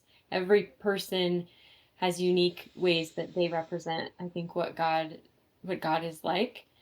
Thinking with that premise, I think Tom in so many ways reflects that in the sense that when we master ourselves, we can then go forth and fill the earth and subdue it, which is the biblical command, right? Mm. From Genesis, even before the fall, right? And so Tom, he seems to use that mastery, right? He knows who he is. Um, he uses that mastery, maybe that power, however you want to frame it, to get Arda in order, for lack of a better term. He orders things. He is the authority, the power, Hmm. but not in a way of subjugation. Right. And I just think that's a beautiful picture of the process of redemption. Him and Goldberry, I think, especially, Mm. are bringing Arda maybe back into order. Right. He uses his gifts, right? He has authority over other things. He gets them where they need to go. The Bear Whites, he Mm. gets out of there, right? When they're bothering Old Man Willow, he says, go back to being who you're supposed to be. You're supposed to be a tree drinking and Mm. sleeping, Yeah. not, imprisoning hobbits. So, um, Not your yeah, purpose. yeah, Yeah. exactly. And so I think Tom just really lives out he knows his own self. He has a Mm. master of himself and he can master Right. the other things. What do you think about that? The only thing I would add to that is I don't see it so much ordering by Mm, Tom and Goldberry. I almost see them refraining from that. They're not gardening the old forest. They're sure. leaving it to its own devices and only Mm, setting limits so that it doesn't destroy itself. It's a very hands off, a yeah, very light touch to that order, and a lot of it keeping things together, kind of. is Yeah. expressing, I think, rather a patience. And again, this is why I like the idea that they may be Valar. Because in the early days in the Silmarillion, the Valar are very overt and in particular in making everything orderly. Mm, And all of that only just becomes the invitation for Melkor to break it. And every mm, iteration, as it gets more and more broken, we see the Valar stepping back. And a lot of them, they withdraw completely to Valinor. I like the idea that these two perhaps are still here actively working out what a relationship of care and mhm, stewardship mhm, that also allows everything else to possess itself and mm, to wait. mhm, In a real sense, they're waiting on a greater consolation than they can provide. mm, But mhm. whether that's true It's or true. not, whether the identity is accurate or not, is almost beside the point, Mm, because what they're doing, what they say about themselves is, we're not masters of anything. That would be a great burden. They all yeah, belong to themselves. They have their own path. it's Uh, order. and, Yeah. and, and therefore, Tom, he can't be mastered by anything else. He is master of everything, but he Mm, doesn't use it in the way we mm, expect one to. And therefore, right. he really transforms that idea of mastery Mm, to something completely yes. different, which makes him, Mm, really the opposite, the actual opposite of Sauron, who is right. the master, the Lord of the Rings, the one who Mhm, dominates everything, but mhm, but all of his domination only destroys what he touches. For mm. Tom, with that light touch, Flourishes. Yeah. right. That's a great, yeah, antithesis of Sauron. I like, yeah, that's a great point. Or Melkor. All right, so let's move on to chapter 7. We have a time frame. Everything is in the house of Tom Bombadil and Goldberry, Mhm, and it spans something like 38 hours from the evening of September 26th to the morning of September 28th.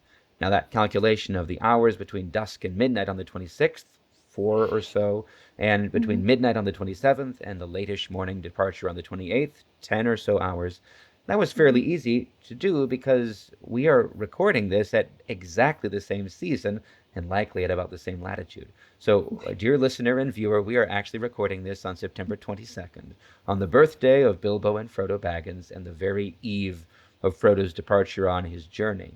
So, in the time between our recording and the time you listen to this, Frodo and his friends leave the Shire. That's on September 23rd. They visit and leave Bombadil on September 26th to 28th. They meet Strider and Bree on September 29th. They Mhm. encounter the Black Riders at Weathertop on October 6th. They reach Rivendell on October 20th. And they attend the Council of Elrond on October 25th. So it's going to be an eventful month for them, hopefully less eventful for Mhm, you and for all mhm, of us. So, mhm, Brittany, anything else significant about this mhm. date? I believe you found maybe a striking coincidence in your other research. Yeah, I noticed that The Hobbit was first published September 21st of in 1937. Thinking back, I'm sure it was Tolkien was kind of at the mercy of his publishers, right? Which it took a few years for it finally to get published, and I know Tolkien was so meticulous and went back, and so I kind of wonder, just if you go through this whole publication process, it all comes down to like the actual date. I wonder if Tolkien was just odd, like, oh, my book is gonna like the birth of my book is gonna be right the same like the day before the birthday of one of my major characters, Bilbo and the Hobbit, and then later Frodo. Sure. So I just thought it was just a fun kind of coincidence and a cool way to kind of remember and celebrate this important work. Obviously we're doing that Right. even 80 years later. So Right. It's a really striking coincidence. I can't imagine that Tolkien chose that. I would assume if he chose it, he would have chosen the 22nd and actually I would think made it so, but coincide, because it mhm, is an important date. It's also the fall equinox, therefore mm, it's exactly very close to the mirror image of Easter, and mm, this season is also associated with the New Year, both in Christianity and in Judaism. The old mm. church, Old New church, Year right? begins in September, Right. and Rosh Hashanah. Rosh Hashanah is the Jewish New Year, right? I'm not mixing up. Anyway, I'm sure there's a lot more to say about that. I'm just not sure Mhm. what.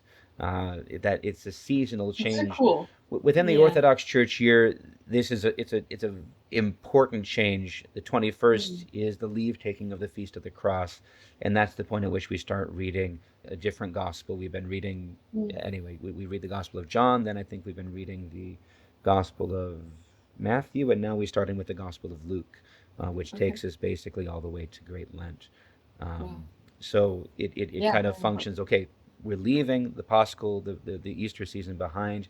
Now we're moving towards the next Easter, The which cross, is yeah. exactly the journey that the hobbits undergo, Hmm, because March 25th that's is true. both the Annunciation and a traditional date for the Lord's resurrection in the year that it happened, and Hmm. that those 6 months really are that journey of taking up the cross. So Hmm. Yeah. anyway, I can't think it's accidental, but it's fascinating seeing again the coincidences. Yeah, I love it. So at any rate, in the house of Tom Bombadil, we encounter the enigma of Tom and Goldberry on full display. And every time the hobbits ask the question that we also want to ask, who or what Tom is, although it's striking they never think to ask Goldberry who or what she is. I Hmm. think that omission is maybe one of Tolkien's deftest sleights of hand, Hmm. concealing her importance, whatever it is, in In plain plain sight. sight. Yeah. But Sure. anyway, every time the hobbits ask the question, "Who are you?" they are met Hmm. with what seem at once evasive and Hmm. also entirely satisfactory answers that instruct Hmm. them in how they're asking the wrong questions and they need to learn entirely different lessons than the ones that they want to learn. And Hmm. what those questions are, perhaps that remains for us to discuss today.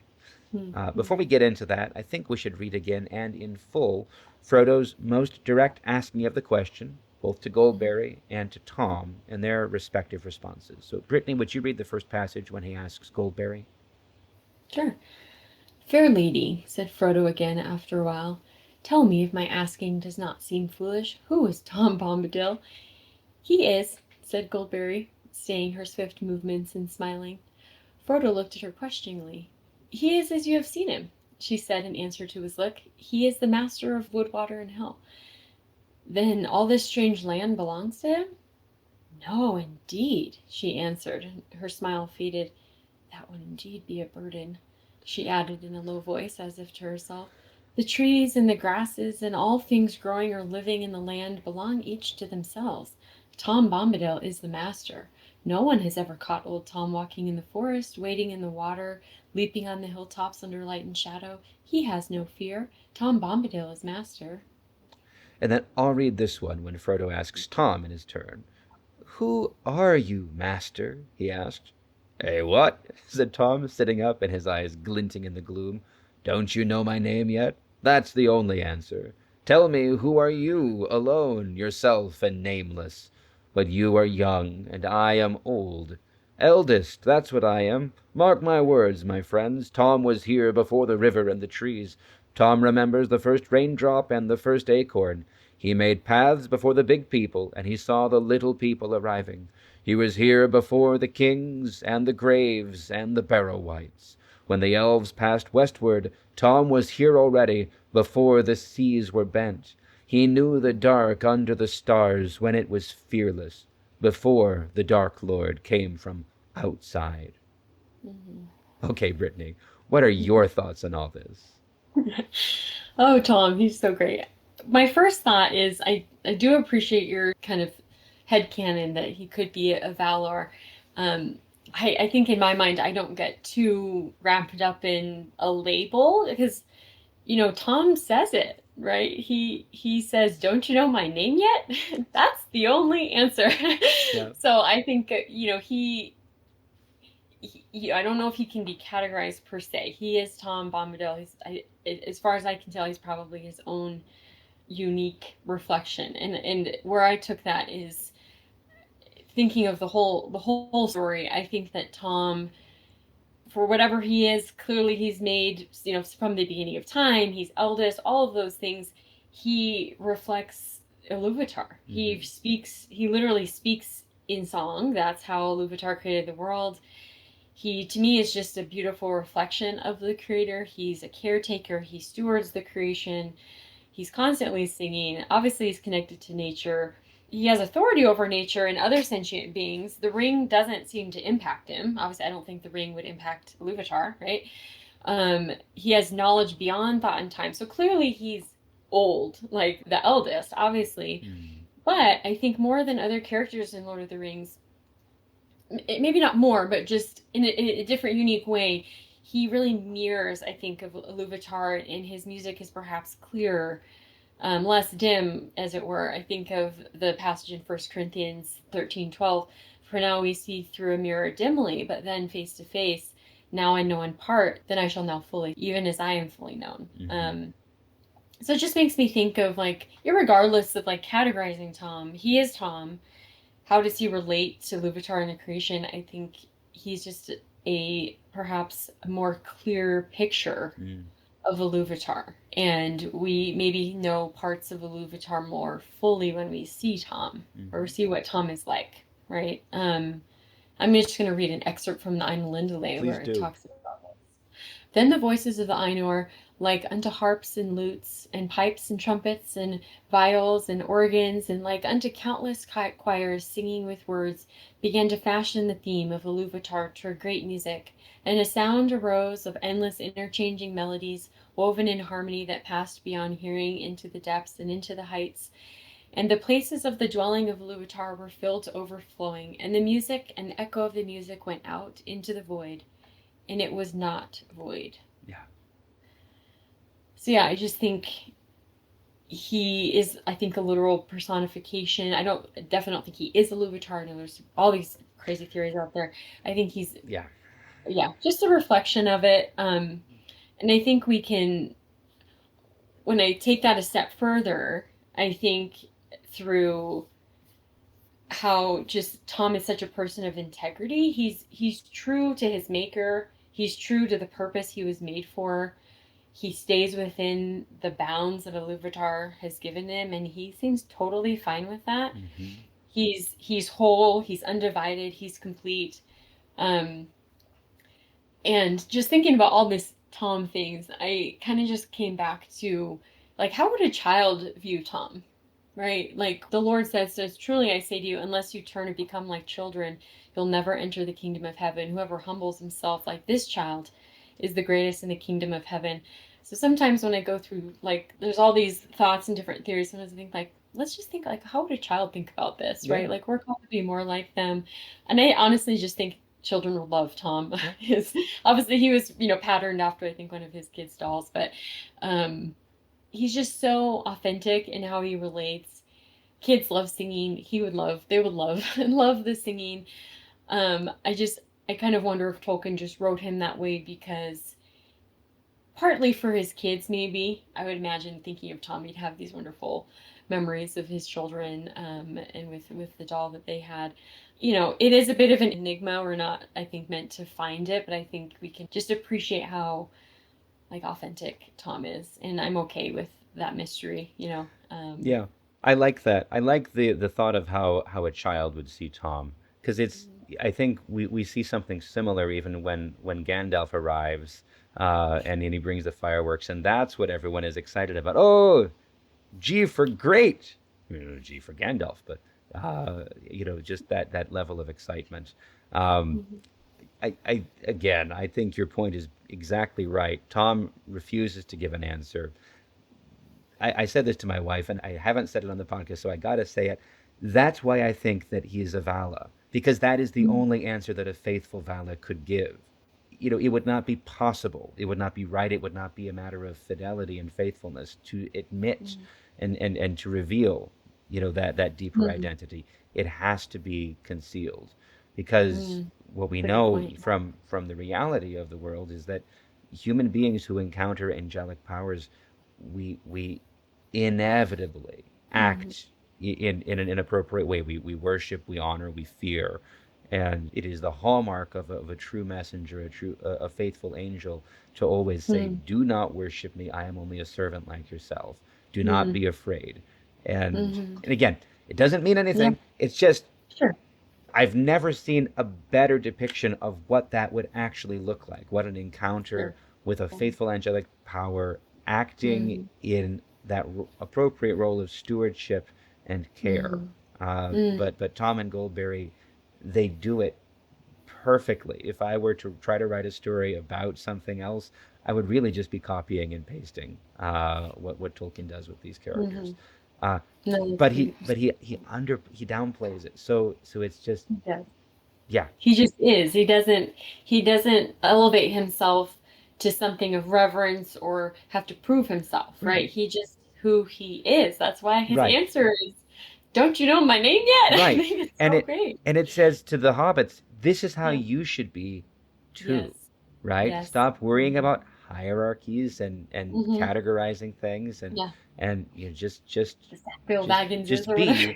be in Yes. relationship. Who are you yourself alone and nameless? So, Yes. who you are in relationship, who you are called by those around you, that is far more important. Any other So many. reflections on this? No, I think there's so many great things to take from Tom once we step away from the like trying to categorize him Yeah, too much. it's true. Yeah, Because it's all there and it's all good and it is. exactly as it should be. All right. Yeah. Then connected to that, his name, his identity, his relationships. It really is a beautiful approach to the questions that we ask. Instead of trying to categorize him or identify him Mm-hmm. with another named entity, I'm talking to myself because I keep on doing it. Simply to Yeah. look at what he does, how he functions, Mm-hmm. how he serves, even more importantly, and in that Mm-hmm. way, we can see who and what he is in the only place that really matters, in his actions. His So, actions. Yeah. with that said, what about Goldberry? What do you think? Yes. Oh, Goldberry is fascinating. Yeah, really struggle. It's hard because like our minds feel like we need in some ways to categorize things. That's how we understand things, Yeah. right? So it's hard for me to not try to categorize her. I think she's in the same realm as Tom in the sense of like no category over here. But if I had, I don't know. Yeah, she could be Valor. A part of me wonders, is she like an embodiment or a reflection of Arda in totally broken words that might be like a water spirit, but that doesn't Mm, totally fit. Um, but she's the river daughter, right? Like there's something about her that seems a bit more, a little bit more than Tom, maybe. I don't know. That's like, yeah, just the embodiment of Arda. Not that she's the spirit of Arda or anything like that. yeah. But it makes me think of when Tolkien talked about fairy, right? He says from On Fairy Stories that fairy is reflecting man's desire to hold communion with other living things. And Yes. is Goldberry maybe like not the intermediary, but like that a figure that allows other people like Tom and the hobbits to have communion with living things? I'm not sure. She Um, functions that way. I myself, yeah. I tend to really zoom in on the fact that the elves function in that way because Tolkien sort Mm, of mhm, splits human nature into humans sure. and elves. We didn't talk about it when we were talking about Gnosticism, but that's the other thing. The elves Mm, are the entirely material of the two races. mm, The mm, humans are the ones who die and escape mhm, Arda in theory. But sure. humans keep on marrying elves, and those things are seen as good and Mm, important and vital, mm, as though they are mhm, meant to be together, as though mm, that part of us that is flighty and distant has to be integrated with the material world. We are not yeah, whole until we are wholly uh, both spiritual and material, as it were. mhm. Um, Yeah, we have to have that communion with other right. living things, like Right, Tolkien says. but For sure. nonetheless, Goldberry still functions in that way. To that, I think it's striking that when she's talked about as there's a comfort, something speaks to their hearts more than elven things Mm, in her.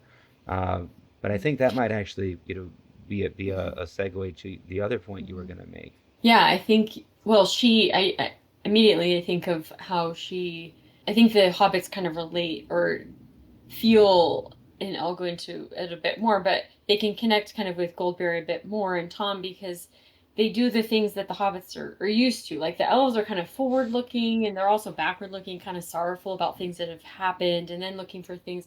Whereas Goldberry and Tom, they're here and now, Yeah, right? And the hobbits, what do they like? The things here and now. They like 11 seas and yeah, all the garden and the trees and whatever. And so it makes me think of how profound it is for the hobbits to encounter Goldberry. I think, stepping away from like, what is she? I'm not totally sure, not just what but is she, but what does she do? How does she serve? How does yeah, she but what function? does she do? I think is the more important question, and really, she to me is the mother figure, Mm. right? She is really one of the only ones that I can think of, to be honest, that is given this much space in the Really, Lord. the only one. I can't think of another. Yeah. Galadriel doesn't function in that way. No, she's not a mother figure. So yeah, Goldberry, she cares for, she helps Tom steward Arda. She literally brings life. Like obviously Iluvatar like made the water, of Yes, course, but but she stewards it, right? yeah, She does other things, I'm sure, but they together they make a safe haven where the hobbits can then go face the trials and adventures before them. And so I think this is just such an important theme of like hearth and home, sanctuary, right. and it's really important throughout the Legendarium. From kind of a counseling standpoint, I think of it made me immediately think of attachment theory, which Mm, I won't get into. It's a whole theory, you can look it up. John Bowlby and Mary Ainsworth originally researched it, but the idea is that we have attachment figures, right? Every person, and I would say even animals, need that fundamental knowledge that they can come to know themselves through the eyes of another, the other person needs to see them with attunement, empathy, and acceptance. And once we can experience that fully, we can feel that true sense of grounding, that safety. It's something that most people have. If you don't have it, is when you probably know, sadly, that you don't. Um, but I think of how fundamental this is for Tolkien's work. Personally for him, and then obviously through the story, I think through our culture, so often, this is just my perspective as a mom, generally, I think our culture undervalues the significance of having that safe base, yeah, or yeah, ideally an attachment figure, and generally just the safe, stable launching point before, going off on any adventure, so to speak. Um, and I think we're naturally drawn to the traditional heroes of the story, which isn't bad, of course. We should celebrate valor and courage and things like that. But I think there is courage and valor in those that provide sanctuary and provide that hearth and home to the adventurers. Like what would what would the hobbits be without Tom Bombadil, without Goldberry, without Bree or Rivendell or Lothlorien or the Shire? yeah, And what about the people that keep those havens, right? Like what would the story be like if Sam didn't have a home or a Rosie to come home to? I right, think it would be a lot different. right. Like, um, And it's a really subtle, it's understated, these themes, and yet oh, they're so pervasive.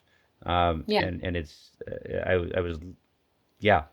Even they're, you mentioned Tom and Rosie. We talked about that a little bit as well. But there mhm, are hints that she's there all along. mhm. Wondering why he ran off and left her, Yes. and waiting Oh, for him to sure. come back again. Yeah. And yeah. Anyway, not to get No, I think yeah, the hints are there. I think for Tolkien, I wonder if this was just something that, not to get too psychological, but like maybe a little subliminal for him. I don't, I think again, he wrote so authentically, I think, of his own experiences in a very imaginative, unique way. Obviously, right? He lost his two primary attachment figures pretty early in life, his mom his relatively yeah early, and then his his dad. father died really at the edge of his memory. Okay. Like Tolkien wrote a letter, like scrawled when he was 4, because he was, you know, of course he was precocious. But he Yeah. like wrote the letter the day his dad died, because Oh. his father had sent him and his brother and his mother back to England, really Mhm. for Tolkien's health. He wasn't doing well with the South African weather, and his dad Right. died there. Um, Okay. and then his mother converted to Catholicism and was Mhm. basically disowned by her family. Right. And so I think Tolkien was 12, 13 when she Yeah. died, Older. something in that range. And he Yeah. felt, he felt like she was a martyr, right? Because Mhm. she had chosen her faith over, even in the face of familial disapproval and Oh wow. Yeah, and I think just that experience, I mean, clearly had you had attachment. From all I can tell, he seems like a, typically developing mm, person with a safe primary attachment figures. But I think he, with those experiences of loss, though, right? Like I know after that he really latched on to his faith and his benefactor, Father Francis, right. and just how important his faith was. And obviously, I think there's obvious parallels. Our attachment, God Hmm. obviously is the primary attachment figure for all of us. He's the ultimate safe Hmm. place, right? When we are fully known and loved by God, we can face the world and know who we are, right? Right. So yeah, I just wonder if his experiences with that helped shape these beautiful experiences in the story where he no, he just knows intuitively that no one can face these perils without the safe havens, right? And so he weaves them in, and they're beautiful. But I think Goldberry particularly, not that she's the attachment figure for the hobbits or anything like that, but like she provides that sense of peace and safety. With Tom, they're kind of co-laborers in that. Hmm. Um, and I just think that's a beautiful theme to pull out. And I personally think it's important to pay attention to those that help the story or help the goal or whatever move forward, that maybe aren't the main characters or the main. Right. And yet the story can't happen without them. Yeah, for sure. Yeah. I really like your thoughts. I'd not really honed in on that maternal element of Goldberry. Hmm. Um, Yeah, yeah, she doesn't have kids, but like it seems like all of their little realm is like what they're caring for. well, sure, and it's what is it? The children of the desolate shall be more than the children of her who has children from the Psalms, or is that from Isaiah? Anyway, Mm-hmm. uh, but yeah, I've heard the idea that she's a water sprite or a fairy, and I think if Hmm. we get lost in trying to categorize her, then that's almost it's almost a misdirection. Sure. Something about it doesn't feel right to me. Yeah.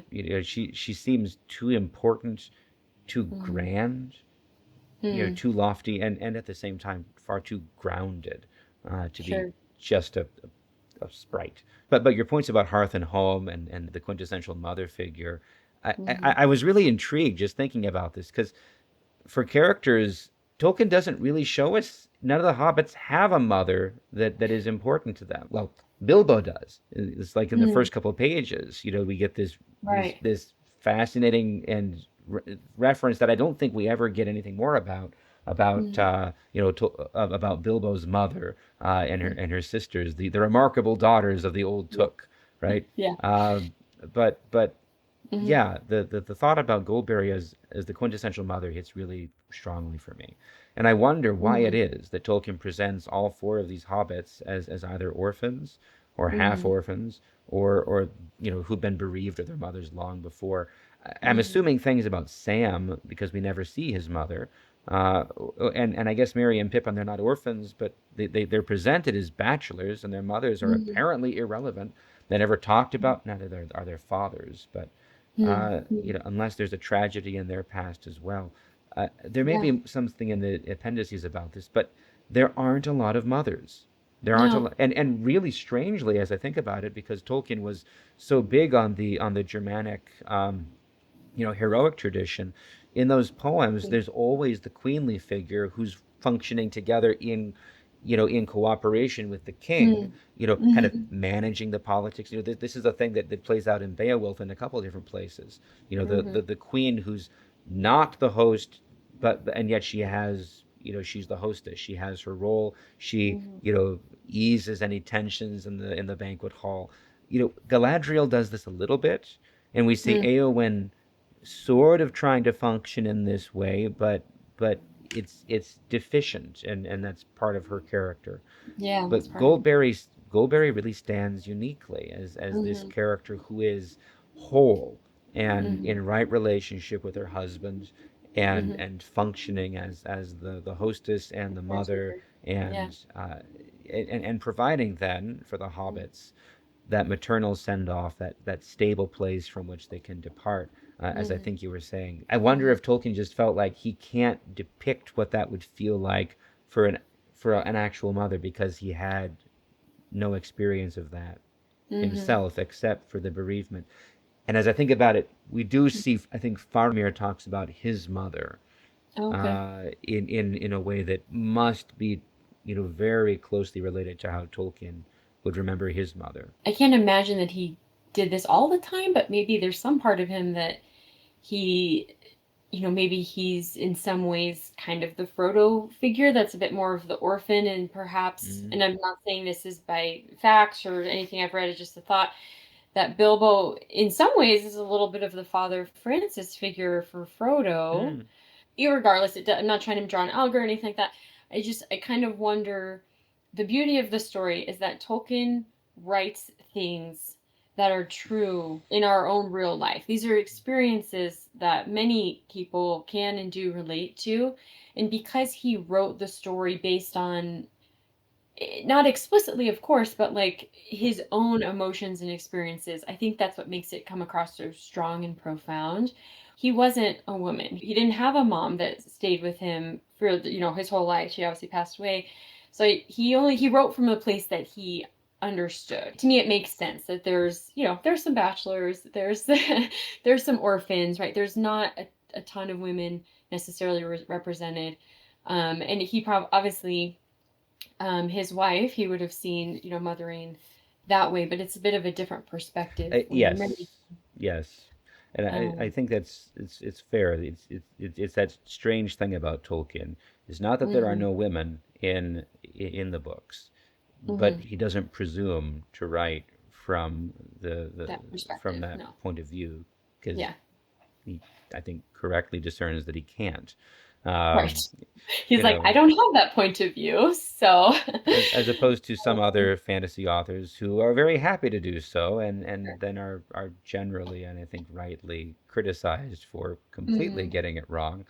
Hmm. I think of Robert Jordan especially, who is, I don't know if Oh, you've ever read him. I am trying to, yeah. Yeah, right. It's like his female characters are like, Yeah, it's a little yeah. bit much sometimes, but Anyway, no, to me, I think, yeah, Goldberry is just, she's just really beautiful, and I think Tolkien, I think he would have.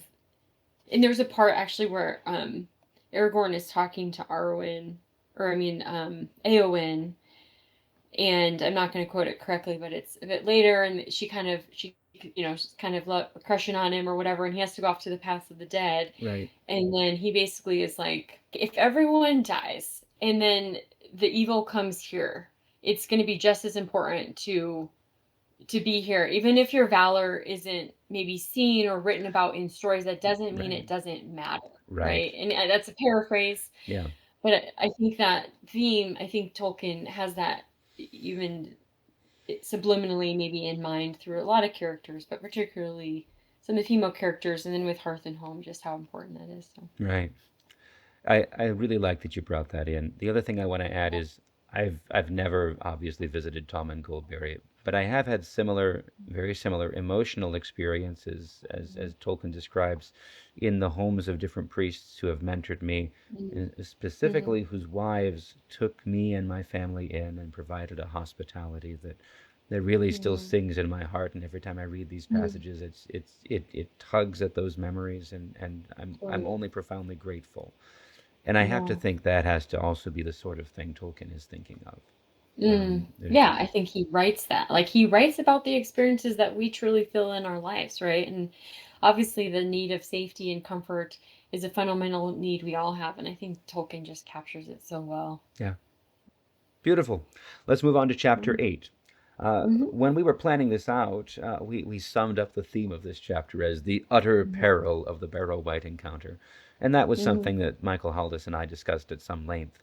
What we didn't do in that episode, I think, is read the entirety of the passage inside of the barrow, from the moment that Frodo wakens and takes in his surroundings to Tom Bombadil's arrival. Or maybe we did, but it still bears reading again. I think this is really important, especially in the light of the themes that we're discerning here. Uh, so yeah, we'll read the whole thing, starting after he's seen Sam and Merry and Pippin, who interestingly are listed in that order, nicely foreshadowing their eventual importance. Although at the time in the story, Merry and Pippin are still sort of his cousins and aristocrats, gentry who are, Mm-hmm. and Sam is just his servant. But anyway, Mm-hmm. they're lying clad in white with the sword across their three necks. So I'll Mm-hmm. begin this, and I'll ask you then to continue about halfway through, Brittany. Okay. So suddenly a song began, a cold murmur rising and falling. The voice seemed far away and immeasurably dreary, sometimes high in the air and thin, sometimes like a low moan from the ground. Out of the formless stream of sad but horrible sounds, strings of words would now and again shape themselves, grim, hard, cold words, heartless and miserable. The night was railing against the morning of which it was bereaved, and the cold was cursing the warmth for which it hungered. Frodo was chilled to the marrow. After a while the song became clearer, and with dread in his heart he perceived that it had changed into an incantation. Cold be hand and heart and bone, and cold be sleep under stone. Never more to wake on stony bed, never till the sun fails and the moon is dead. In the black wind the stars shall die, and still on gold here let them lie, till the dark Lord lifts his hand over dead sea and withered land. He heard behind his head a creaking and scraping sound.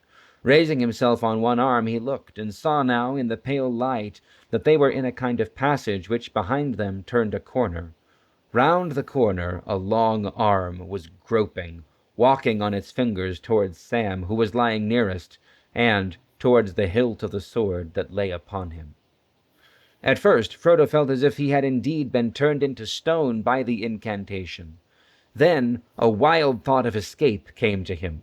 He wondered, if he put on the ring, whether the Barrow-wight would miss him, and he might find some way out.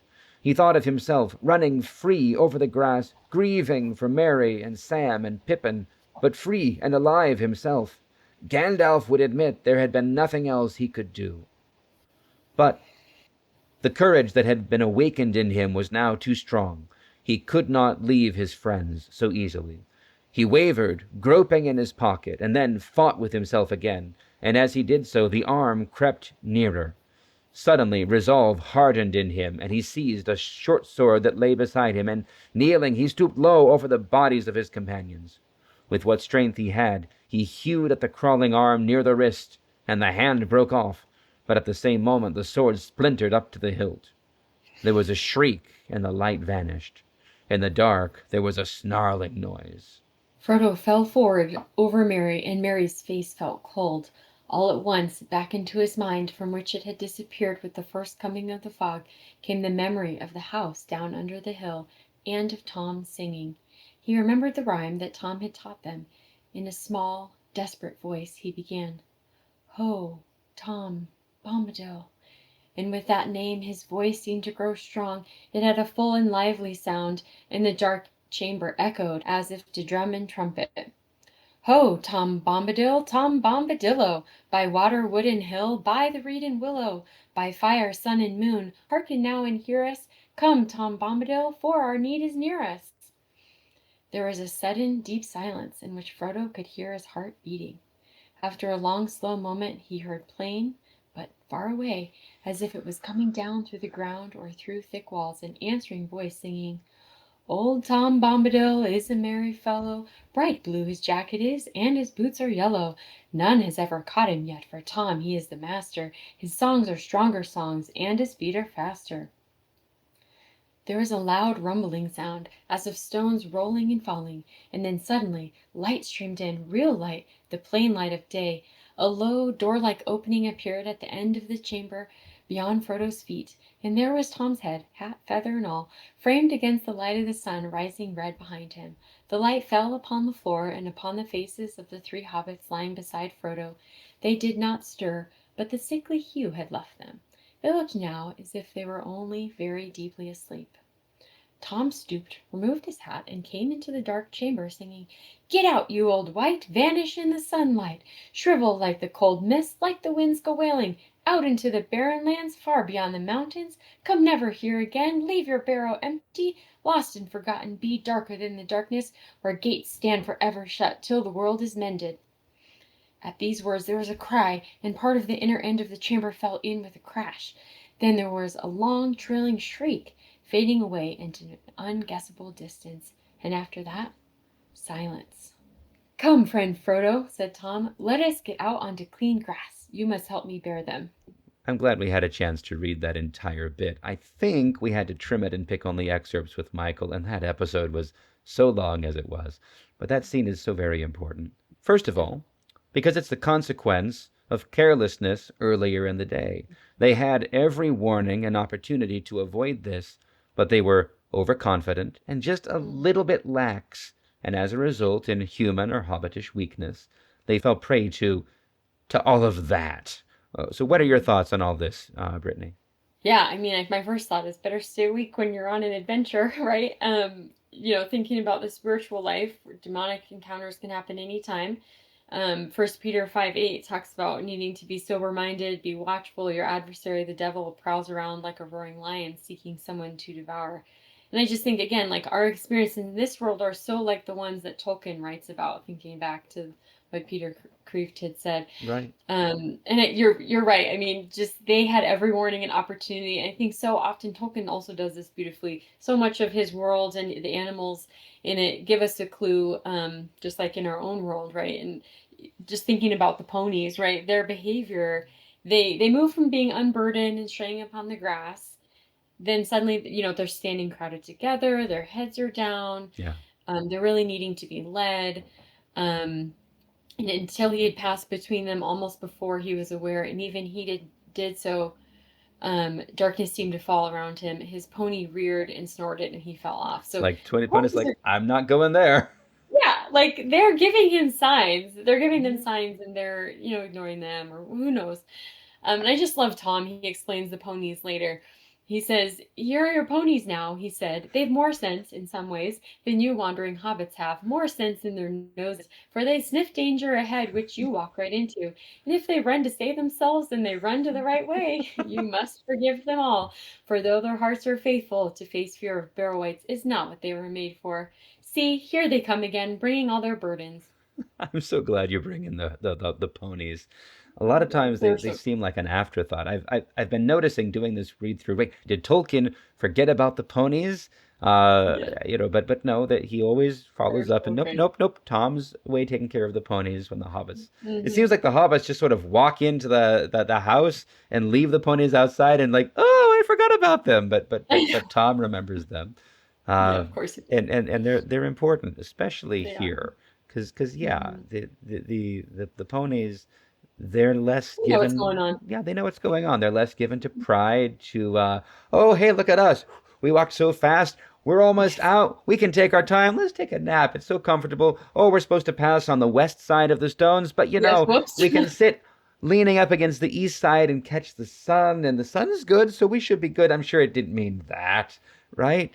Whoops. All of these, all the small carelessnesses that Hmm. you know and as you say, they so reflect exactly the path of temptation, because we think, Mm. oh, I'm good, I just went to church, I just read my Bible, I'm doing great, it's okay, I can read a little bit on Facebook, and oh, that's an interesting video, and oh, that's an ad, and well, it'll be okay, I can follow that, and then the next thing Totally. we know, we're all in the darkness of whatever Sure. Our argument. minds are not on the things of God, for that's Right. for sure. And it just Yeah. gets worse until we remember to call for help. Yeah. Mm-hmm. That's So, beautiful. so the other thing you had pointed out as we were preparing this episode is Yeah.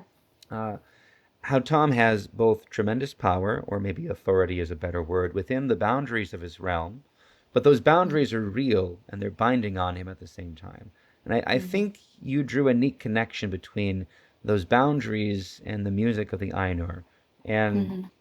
I liked how that reflection highlighted what seems to be happening in the contrast between the Song of the Barrow Wight and the Song of Mm-hmm. Tom Bombadil as another Mm-hmm. place where we see both authority and boundaries at the same time. So I was Mm-hmm. hoping you could talk a little bit about more about that and the connections you see between the Aino Lindale and these two uh, clashing songs, as it were. Um, Yeah. Thinking back to what you had said earlier, just I think Tom is the antithesis, right, of Melkor yeah, and Sauron. And so I think that's so beautifully reflected in the music. It talks about, I think Tom's bounded by the music, and bounded is a positive word in that sense. He follows the path that Iluvatar is really made for him, right? And so when Iluvatar describes the Ainur, and their powers. He says, this is from the Silmarillion. Then Iluvatar said to them, "Of the theme that I have declared to you, I will know that ye make in harmony together a great music. And since I have kindled you with the flame imperishable, ye shall show forth your powers in according this theme, each with his own thoughts and devices, if he will. But I will sit and hearken and be glad that through you great beauty has been wakened into song." And so I think Tom, because he embodies his own kind of particular piece of reflecting the music, he has his own kind of thoughts, he has his own devices, but he's still reflecting Iluvatar. He shows that like he still has free will. The hobbits still have free will to subcreate, to make their own choices, right? Whereas the Barrow-wight, I think particularly, Sauron and Melkor are about domination, about them ruling it all, right? And in this encounter, what is the Barrow-wight doing? The Barrow-wight is trying to eliminate them, to kill them, to completely snuff out their own free will and their own choices. Isn't that the definition, right? To eliminate, but also even to co-opt, to steal them. It's jealous. It's resentful, right? Not to interrupt you, but no, I think that's so true, right? Like they're kind of, they see this freedom and they kind of want it, but the way to get it is through death and destruction, which as we've talked about earlier, is opposite of how Iluvatar has crafted the world. So yeah, I think there's a lot of contrast between both, how Tom's song and then the Barrow-wights. What were your thoughts on that? Really, I think just starting where you kind of showed the branch off the main thought, but I loved the connection with the Ainulindale, because we see so vividly described there Iluvatar's themes and then Melkor's contrasting theme, which is driven by jealousy, driven by wanting to take, to tell his own story, to take over, to go in his own way. And that was why I wanted to read it, especially because the description of the song, railing against the morning that it was bereaved of, cursing the warmth that it hungered for, right? There's this image of, really this image of hell, this image of self-imposed isolation that blames the good that it rejected for its own isolation. And this is the song of the Barrow-wight, put into words now, railing and resenting and seeking to destroy every good thing that Iluvatar has made, so that the Dark Lord can dominate a universe of darkness and death. And then Tom's song doesn't engage directly with any of those goals, because it is a real positive. It is a true, actual good. It's not derivative. It's simply in harmony with the will of the Creator, and therefore it exorcises, it banishes the power of evil, and brings, in a humility and an obedience, Tom, singing the theme of Iluvatar, comes into the Barrow-wight and expels its power and brings it all out into the light. It's like a snapshot of like zooming in on one moment in the music of the Ainur and spreading it out for us to see in detail. Yeah, that makes me think of just how the music that's in harmony with the Iluvatar, that it's kind of like that music almost pushes out the discordant themes, or forces them to play into Iluvatar's plans, right? Which again comes back to the fate and free will piece, which you mentioned briefly before. And I think this is just a piece that you just really don't get if you haven't read the Silmarillion, and it just brings so much depth to this part of just, they are facing, a demon or some sort of demonic influence from Sauron or Melkor. And yes, it's evil. And Iluvatar, I think, uses this experience, even some of their carelessness, right? Like all of this still plays into his ultimate plan for them, right? And from this, now they're equipped. Merry has the sword that he'll use. Yes. You know. Right, and so coming back to Silmarillion, I'll just read this short bit if that's okay. Please. From this is from the Ainulindale. Well, when Melkor plays the discordant theme, Iluvatar obviously prevails. I'm summarizing. Yep. And then Iluvatar ultimately says, Then Iluvatar spoke, and he said, Mighty are the Ainur, and mightiest among them is Melkor. But that he may know, and all the Ainur, that I am Iluvatar. Those things that ye have sung, I will show them forth, that ye may see what ye have done. And thou, Melkor, shalt see that no theme may be played that hath not its uttermost source in me, nor can any alter the music in my despite. For he that attempteth this shall prove but mine instrument in the devising of things more wonderful, which he himself hath not imagined. So yeah, that's like anti-Gnosticism. Right. Totally. And it's just, I think this, like you said, this is like a zoom in on this exact thing that Iluvatar is speaking. Yeah. Like the Barrow Wight, for example, doesn't imagine that Tom maybe can cast him out, and Tom uses the music that Iluvatar has created to banish this, evil demon. And ultimately, the evil's doing what it's doing for evil. Right. And Iluvatar, I think, uses this. There's just, we didn't get a chance to read it, but just, it's so crucial, I think, that Frodo goes through this encounter, because what does he do? He turns aside from falling to temptation in this moment. He chooses courage. He has the excuses. He could, for sure, he could just... Gandalf would understand. Yeah, right? He does that, Yeah. but he doesn't. He chooses self-sacrifice. And I think, especially if you contrast that to the Old Man Willow, no longer is he necessarily using evil for evil, right? He doesn't choose self-justification. He chooses self-sacrifice. And I don't know what kind of hobbit he would be if he didn't have this encounter. Right. And I just think that's beautiful that, these little wights are sitting in these barrows over here. They've been there for a long time. They're there for whatever reason that they want to be there, to bring evil to people. The hobbits encounter them from their own, maybe not thinking through, not paying attention. Their own carelessness. And yeah, their carelessness. And ultimately, though, like, Iluvatar, I think it's just a beautiful picture of how Iluvatar weaves this evil into good for Frodo. Right. He's able to build courage. Right. You had said something at the beginning that I thought was really striking. That the Barrow-wights are sitting there, thinking that Tom can't touch them, and I thought, how often is that the case?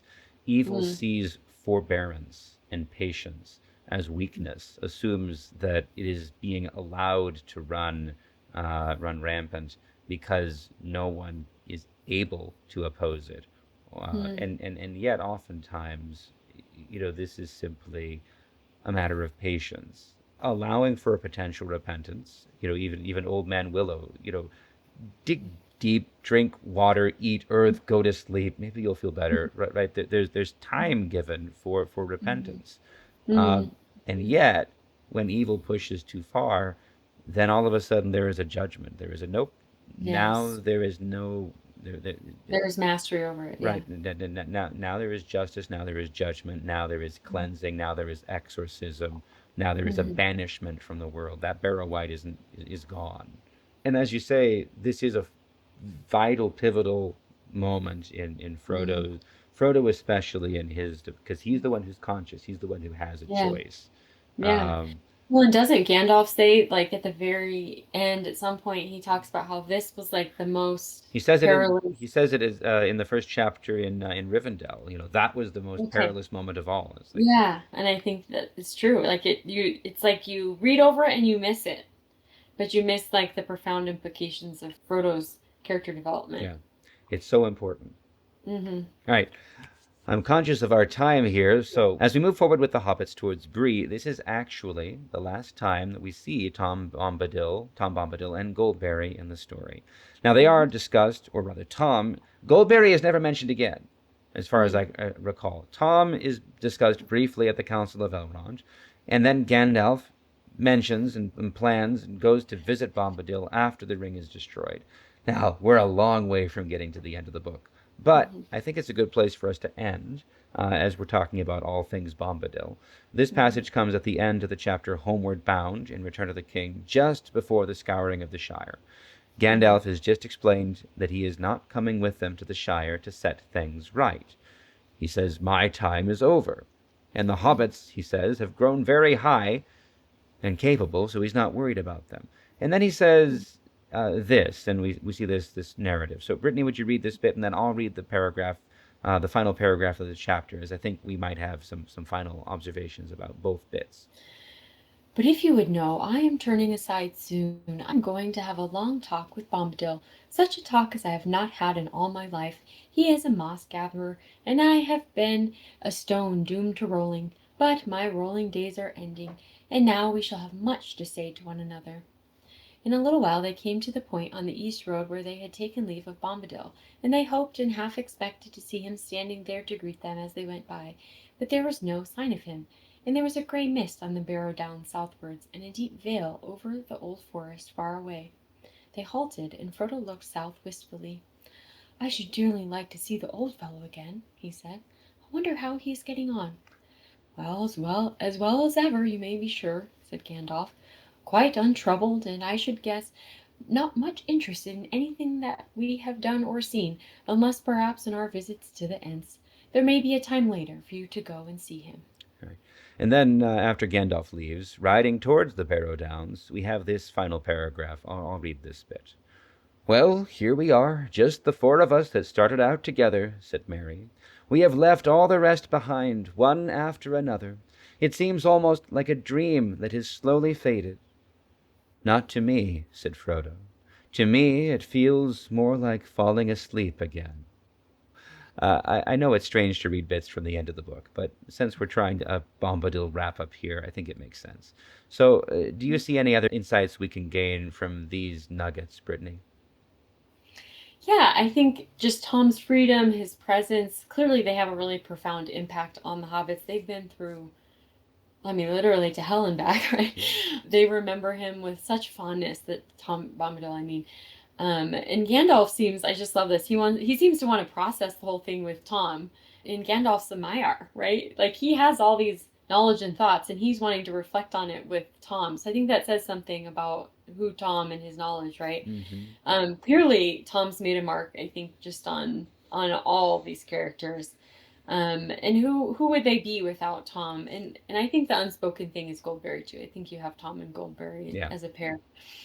Clearly, I mean, I think Gandalf would talk to Goldberry too when he visits Tom, right? He's not going to just ignore. Yeah. So I don't know. I just think, like, isn't that what similar to experiences we have in our own life, right? Like, don't we all have people or places that have really made a profound mark on our lives? You shared, Mm-hmm. um, as you shared earlier, just without, if we didn't have their presence on our journey, wouldn't our journey just be utterly different, Yeah. right? Yeah. So that's something I think about. Yeah, I think that's beautiful. I would love to be a fly on the wall for that conversation between Gandalf and Tom Bombadil because I think Gandalf, although we're laying aside the questions of who or what is Tom Bombadil, I think Gandalf knows and has a conversation that needs to be had. Uh, Oh, it's gonna be, that would be so right. fascinating. And but also that's a conversation that we can't see, which is why I don't Mhm. know if you watched The Rings of Power. I just again they have Gandalf meet Tom Bombadil, Oh, and fascinating. it's not terrible, but it Okay. shouldn't happen because having them meet them requires them to make some judgment calls on who Tom Bombadil is, and Mm. they, as I recall, they basically choose the he's God, he's Iluvatar, he's Oh, and I'm like, okay, no, I interesting. think because I think Wow. I think that's the one choice that we have to rule out. Yeah, Uh, no, but that's not right. To be honest, I try not to watch those just because I try to keep in what's in my head as close to what Tolkien would yep, have wanted. yep, And exactly. images are so hard to get out, so. It's true. Uh, Yeah. the other thing I was really struck by, and I was looking just for that visit of Gandalf to Bombadil. That was why I thought we should read this. But that Mhm. final line with Frodo saying, "To me, it seems more like falling asleep again." I don't know what to make of that.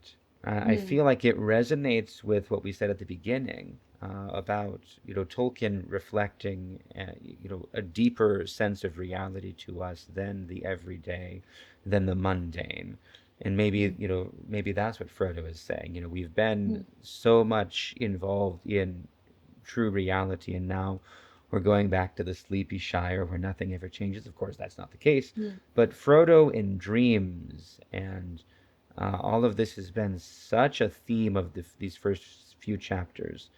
Uh, mm, I feel like there's a lot going on here, and I'm not ready to parse it out yet. Just mm. this is a more significant line than I think I had ever realized. Uh, It is. I think we'll have to, by the time we get there on the podcast, we'll probably have some profound thoughts in a couple of years. I think I mapped it out, and it's going to take like 5 years or more to Yes. get through this. So yeah, But it's definitely a one to ponder for sure. We'll have some time. very good. All right. Well, Yeah. thank you, Brittany. I Yeah. think that brings us to the end of our discussion of these chapters 6, 7, and 8 of the Fellowship of the Ring, and we leave Tom Bombadil and Goldberry and the Barrow Wights behind.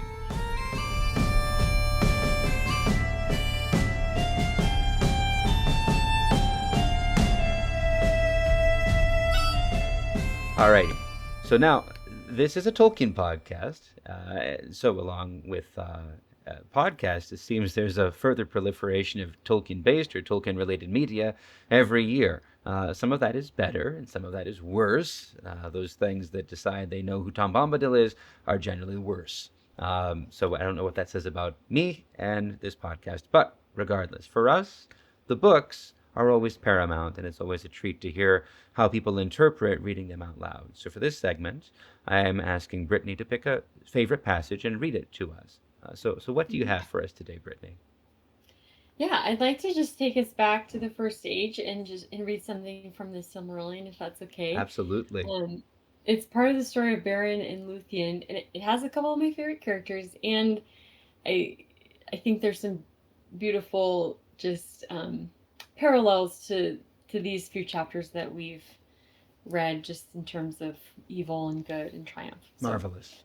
and I'll do my best at the pronunciation, but for all of you that speak Sindarin, I am sorry. I'm not as astute. Okay, here we go. This is from, yeah, Beren and Luthien. Even in that dark hour, Beren and Luthien returned, hastening from the west, and the news of their coming went before them like a sound of music borne by the wind into dark houses where men sit sorrowful. They came at last to the gates of Menegroth, and a great host followed them. Then Beren led Luthien before the throne of Thingol her father, and he looked in wonder upon Beren, whom he had thought dead, but he loved him not, because of the woes that he had brought under Doriath. But Beren knelt before him and said, I return according to my word. I am come now to claim my own. And Thingol answered, What of your quest and of your vow? But Beren said, It is fulfilled. Even now a Silmaril is in my hand. Then Thingol said, Show it to me. And Beren put forth his left hand, slowly opening his fingers, but it was empty. Then he held up his right arm, and from that hour he named himself Camlost, the empty-handed.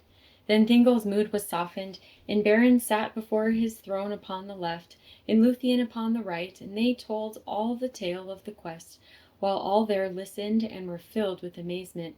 And it seemed to Thingol that this man was unlike all other mortal men, and among the great in Arda, and the love of Luthien a thing new and strange. And he perceived that their doom might not be withstood by any power of the world. Therefore at the last he yielded his will, and Beren took the hand of Luthien before the throne of her father. But now a shadow fell upon the joy of Doriath at the return of Luthien the Fair, for learning of the cause of the madness of Carharoth, the people grew more afraid, perceiving that his danger was fraught with dreadful power because of the holy jewel, and hardly might be overthrown. And Beren, hearing of the onslaught of the wolf, understood that the quest was not yet fulfilled. Therefore, since daily Carharoth drew nearer to Menegroth, they prepared the hunting of the wolf, of all pursuits of beasts whereof tales tell the most perilous, To that chase went Huan, the hound of Valinor, and Mablung of the heavy hand, and Beleg strongbow, and Beren of Carmion, and Thingol, king of Doriath. They rode forth in the morning and passed over the river Isgaldwin, and Luthien remained behind at the gates of Menegroth. A dark shadow fell upon her, and it seemed to her that the sun had sickened and turned black. The hunters turned east and north, and following the course of the river, they came at last upon Carharoth the wolf in a dark valley, down the northern side whereof Isgaldwin fell in a torrent over steep falls. At the foot of the falls Carharoth drank to ease his consuming thirst, and he howled, and thus they were made aware of him. But he, espying their approach, rushed not suddenly to attack them. It may be that the devil's cunning of his heart awoke, being for a moment eased of his pain by the sweet waters of Isgaldwin, and even as they rode towards him, he slunk aside into a deep brake, and there lay hid. But they set a guard all about that place, and waited, and the shadows grew long in the forest. Beren stood beside Thingol, and suddenly they were aware that Huan had left their side. Then a great baying awoke in the thicket, for Huan became impatient, and desiring to look upon this wolf, had gone in alone to dislodge him. But Carharoth avoided him, and bursting from the thorns, leaped suddenly upon Thingol. Swiftly Beren strode before him with a spear, but Carharoth swept it aside and felled him, biting at his breast. In that moment Huan leaped from the thicket upon the back of the wolf, and they fell together, fighting bitterly. And no battle of wolf and hound has been like to it, for in the baying of Huan was heard the voice of the horns of Orome and the wrath of the Valar, but in the howls of Carharoth was the hate of Morgoth and malice crueler than teeth of steel, and the rocks were rent by their clamor, and fell from on high, and choked the falls of Isgaldwin. There they fought to the death, but Thingol gave no heed, for he knelt by Beren, seeing that he was sorely hurt. Huan in that hour slew Carharoth, but there in the woven woods of Doriath his own doom, long spoke, was fulfilled, and he was wounded mortally, and the venom of Morgoth entered into him. Then he came, and falling beside Beren, spoke for the third time with words, and he bade Beren farewell before he died. Beren spoke not, but laid his hand upon the head of the hound, and so they parted. I don't think anyone's ever read that passage on here in Okay. 122 episodes. Well, 121. You just brought it here on Okay. the 122nd. That's beautiful. Yeah. What is it that you love about this? What do you see in this passage? Oh gosh, one, I just love Huan. I think he's just awesome. Tolkien he brings together so many interesting characters. Tom, he's got dogs that talk. He's Mhm. got the Doom, right, is spoken of.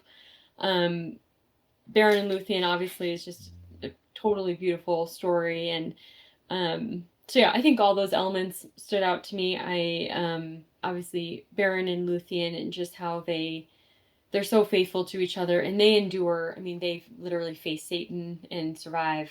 And Huan is just such a force of of good, and he is so loyal and faithful, and um, he's part of the story of vanquishing evil in his small way, Right. right?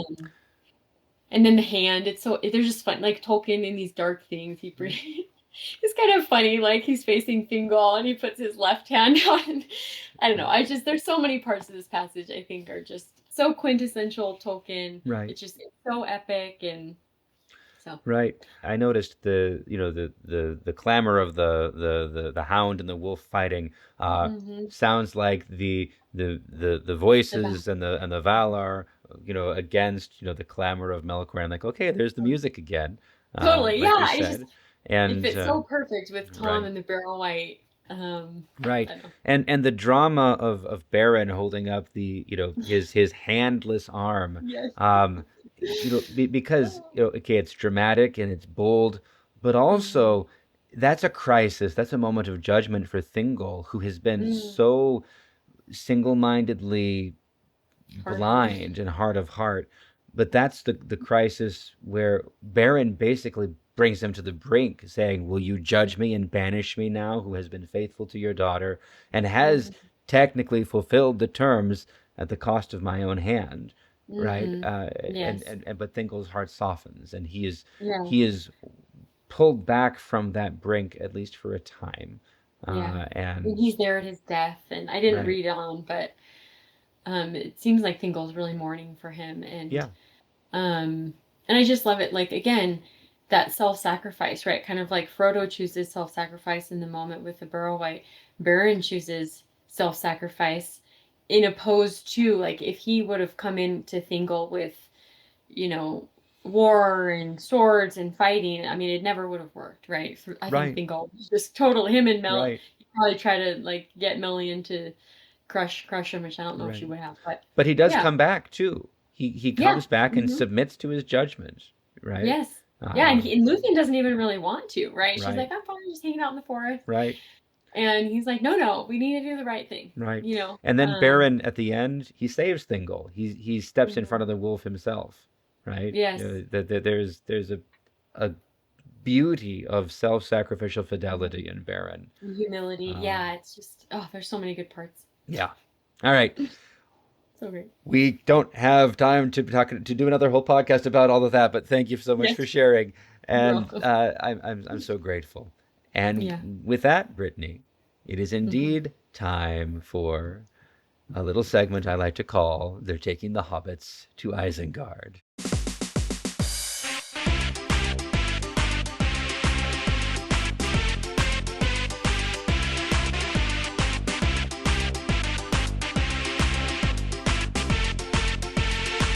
They're taking the hobbits to Isengard!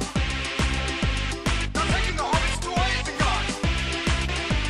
They're taking the hobbits to Isengard! They're taking the hobbits to Isengard! They're taking the hobbits to Isengard! They're taking the hobbits to Isengard! All right, so now is the Yay. time when you get to play for absolutely no prizes except for glory. A little game which will test whether you are a true Tolkien fan, whom everyone should listen to, or whether we've just wasted almost 3 hours of everyone's time. Me and you both. So the game is this: one of us will read a quote from Tolkien's works, and the other has to tell who the speaker was. We also can earn bonus points if we can give the context, even if we miss the actual speaker, and those bonus points might just save us both. Context will get us half a point each time, so we can actually earn a full point and a half if we get both the speaker and the context for each one. Okay. So the rules for the quotations are as follows. It has to be an actual quotation by an actual character, no narrator gotchas. It has to be a full sentence or sentence fragments, if that's all that is quoted between the capitalized first word of the sentence and the punctuation, the period. And three, it has to only be taken from The Hobbit and The Lord of the Rings. So no Silmarillion. I don't think we need to give an example because you've been listening for a while. And this time we're going to change it up a little bit. So you will ask me 3 questions and I'll ask you two, which means you Okay. get to start. And if we get 3 points between the two of us, we survive. And if not, Okay. the Uruk-hai will make a meal of us. So are you ready? As ready as I can All be. right. Our category today is words of consolation. And as a nice change, this time we're both picking from that category. So, with all Mhm. that said, I am ready too. So, go to. Okay, you ready? Okay. So let us forgive him. Oh, let us forgive him. That's it. Who stands in need of forgiveness? Maybe Boromir? Don't think too much. Certainly not Wormtongue, not Saruman. Maybe Lotho, but I think Boromir. Oh boy. Um, I want to say it's Faramir. Wrong. Okay. Okay, I'll read it. It is actually, that's what I was trying to say. Don't think too much. This is actually Frodo at the very, very end. He says, let me read it. All right, so Gollum been destroyed with the ring. Him and Sam are reflecting. It said, I'll just read a little bit of Sam and then Frodo. Your poor hand, he said, and I have nothing to bind it with or comfort it. I would have spared him a whole hand of mine rather, but he's gone now, beyond recall, gone forever. Yes, said Frodo, but do you remember Gandalf's words? Even Gollum may have something yet to do. But for him, Sam, I could not have destroyed the ring. The quest would have been in vain, even at the better end. So let us forgive him, for the quest is achieved, and now all is over. I am glad you are here with me, here at the end of all things, Sam. That's beautiful. That's perfect. I was trying to. And the very famous line, I'm glad you were here with me here at the end of all things, but right before that, Mhm. let us forgive him. Mhm. Ah, beautiful. Nicely Yeah. done. Okay. My Okay. question for you. Yikes. Um, it is a fair tale, though it is sad, as are all the tales of Middle Earth, and yet it may lift up your hearts. Oh gosh, it is a fairy tale. Um. Oh man, I know. It's in my mind. Let me think. Take your time. Okay. This is Aragorn speaking to the hobbits when they're scared on Weathertop. There we go. That's full Okay. points. So it's right before he Um, tells his part of the story of Beren and oh, Baron and Luthien. Luthien, right? So Okay. when you picked that, I was like, uh-oh, well, my pick might Oh not no, be, yes. but very I good. knew. I was So, like, it's either something in the Hobbit where they're reflecting on something, or like they're no, reflecting about the Hobbit, but no. Okay. no. So Okay. beautiful, perfect. And now you've got us halfway there. So it's your turn then to ask me a second. Okay. It was a great day and a great hour, whatever may come after. It was a great day and a great hour, whatever may come after. I'm worried that I'm going to be thinking Lord of the Rings and that you're going to pull in a Hobbit quote at some No. point. But I think it is Lord of the Rings. Yeah. It was a great day and a great hour, whatever may come after.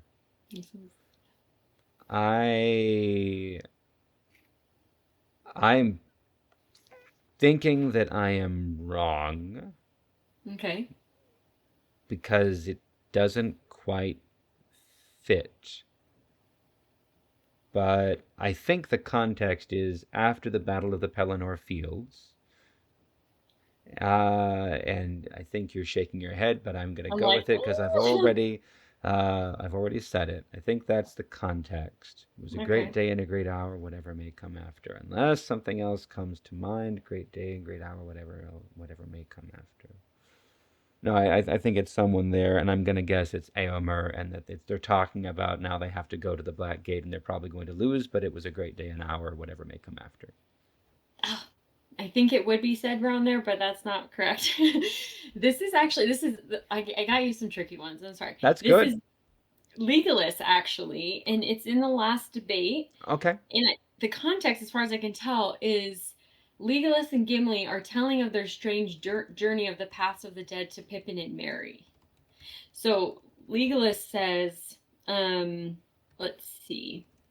I'll read the just proceeding to give you some context. Up with your beard, Durin's son, he said, for thus it is spoken, oft hope is born when all is forlorn. But what hope he saw from afar he would not tell. When night came, it did but deepen the darkness, and our hearts were hot. For away in the north we saw a red glow under the cloud, and Aragorn said, Minas Tirith is burning. But in midnight hope was indeed born anew. Sea-crafty men of the Ether, gazing southward, spoke of a change coming with a fresh wind from the sea.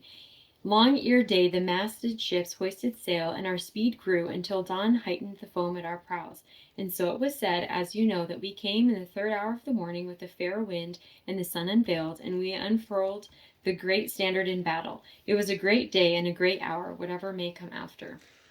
Yeah. Okay. So I was close, I but know, I was like, I don't, not totally, uh, but yes. so I'm not going to give Um, myself a half point for that because I was thinking of the debate of the captains and not Legolas and Gimli. yeah, Legolas gets some really great lines in that he chapter, does. though. Yeah, Uh, he really it does. was a couple episodes ago. Someone got me with the "Up with your beard, Durin's son." So clearly, I need to reread the later part of the books, but I'm stuck No, here in the beginning. All right. it's okay. So You were close. You were close, but I was like, this is a tricky one because they're like reflecting on. yeah. Yeah. So all right, but it was about the Battle of the Pelennor Fields. If we end up lacking only half a point, I may go back and give myself Okay. credit. Yeah, give it back to yourself. Maybe. Close enough. Here's my second question for you. Mhm. Do not repent of your welcome to the dwarf. Do not repent of your welcome to the dwarf.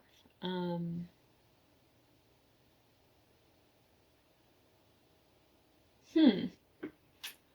Um. Gosh, part of me feels like it's in The Hobbit, but then part of me feels like it's the Council of Elrond. I feel like that's something Gandalf would say.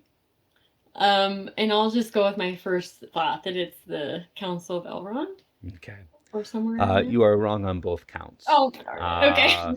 And this is from one of my favorite passages, so Okay. I may not be able to read this without breaking down. So Oh, okay. this is Galadriel speaking to Celeborn.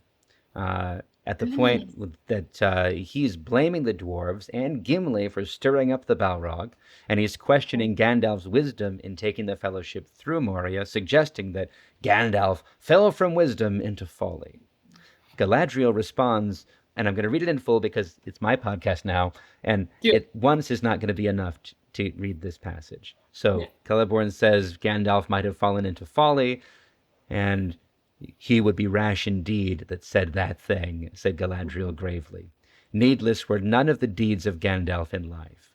Those that followed him knew not his mind, and cannot report his full purpose. But however it may be with the guide, the followers are blameless. Do not repent of your welcome to the dwarf. If our folk had been exiled long and far from Lothlorien, who of the Galadrim, even Celeborn the Wise, would pass nigh, and would not wish to look upon their ancient home, though it had become an abode of dragons? Dark is the water of Cheled Zaram, and cold are the springs of Kibil Nala, and fair were the many-pillared halls of Khazad-dûm in elder days before the fall of mighty kings beneath the stone. She looked upon Gimli, who sat glowering and sad, and she smiled. And the dwarf, hearing the names given in his own ancient tongue, looked up, and met her eyes. And it seemed to him that he looked suddenly into the heart of an enemy, and saw their love and understanding. Wonder came into his face, and then he smiled in answer. So, anyway. Wow, that's beautiful. Yeah. A deep Thank you so cut, much. but No, yeah. It was that an was excuse to read it. So now we really need we need me to come through with the last one. So, okay. all right. Oh, let's see. Okay. Not feared, save as men may fear the dignity of a man, old and wise. Not feared, save as men may fear the dignity of a man, old and wise. Oh boy. Oh my goodness. This could be about the House of Elrond, although I don't think so. This could be about Galadriel, again. But I don't think it's that. I think it's about Gandalf at some point. But I'm trying to think who would be speaking about him in this way. Can I give you a hint? I'll take a hint for our legs. Okay. I'll take a hint. Okay, right. It's speaking about someone who is like dead, doesn't come back. Not to be feared except for some, okay, not to be feared except as men may fear a man old and wise. Well, in that context, anyway. Yeah. Mm. Maybe that didn't help. I made it worse. All my options were bad. Oh, sorry. Let me see. It's someone you may have guessed close to my first question. Okay. I'm gonna have to guess somebody. I think that it's the sort of thing that Faramir would say. I just am struggling to think of who he might be speaking about, especially someone that's dead. Well, the context was around someone that died. Okay. But you're correct. It is Faramir. It is Faramir. Yay! You got that. Okay. Well, the context, it's him and Frodo are actually talking about Boromir's death. they're talking about that right before this, and then they're talking like what would happen if, I got the ring. And so Faramir says, "For myself," said Faramir, "I would see the white tree in flower again in the courts of the kings, and the silver crown return, and Minas Tirith in peace. Minas Anor again as of old, full of light, high and fair, Not beautiful to as be queen." feared, save as men Yes, fear. Oh, the city, yes, yes, Gondor. yes. I was like, well, I Yeah, don't know how to describe this. an image Beautiful. of the empire, but a gentle. Okay, that's Yeah, so beautiful. All right. Well, yeah, I'm sounds gonna good too. say that I got that half point and that we Yes, you barely did. It was survived. solid. So that was a skin of our teeth sort of thing, and I feel like I lost toes, but very good. We It's okay. barely escaped being eaten or looted by the Urukai, and possibly with a little bit of foul play, but we have remained unspoiled to quiz another day. So, thank you, All in Brittany. good faith. That was brilliant. And with that, that's all we've got for today. So, Brittany, thank you so very much for co hosting the Amon Sûl podcast with me today. I'm grateful to you for putting yourself out there, for writing such a beautiful message, and then really giving I'm not going to say an audition, but you had a lot of beautiful insights to offer. And thank you for sharing your voice and your insights and your experience of the books with us today. Yeah, it was wonderful. Thanks so much for having me. So next time on Amon Sûl, I'm happy to say I will be joined by Father Andrew, Stephen Damick, for the anniversary of his handoff of this podcast to me as we begin the rest of the story at the Sign of the Prancing Pony. You can send your questions, comments, topic suggestions, or orcish ideas for their taking the hobbits to Isengard to me at amonsul@ancientfaith.com or by messaging me through the podcast Facebook page. We also, as you can clearly see, welcome guest co-host proposals, so if you have a chapter you'd like to discuss with us, please make a pitch. Lastly, we would love to receive more photograph submissions of landscapes that resemble Weathertop and the Weather Hills approaching it. We didn't receive any new photos this month, so we're rotating through the ones we've received in prior months, but please keep them coming.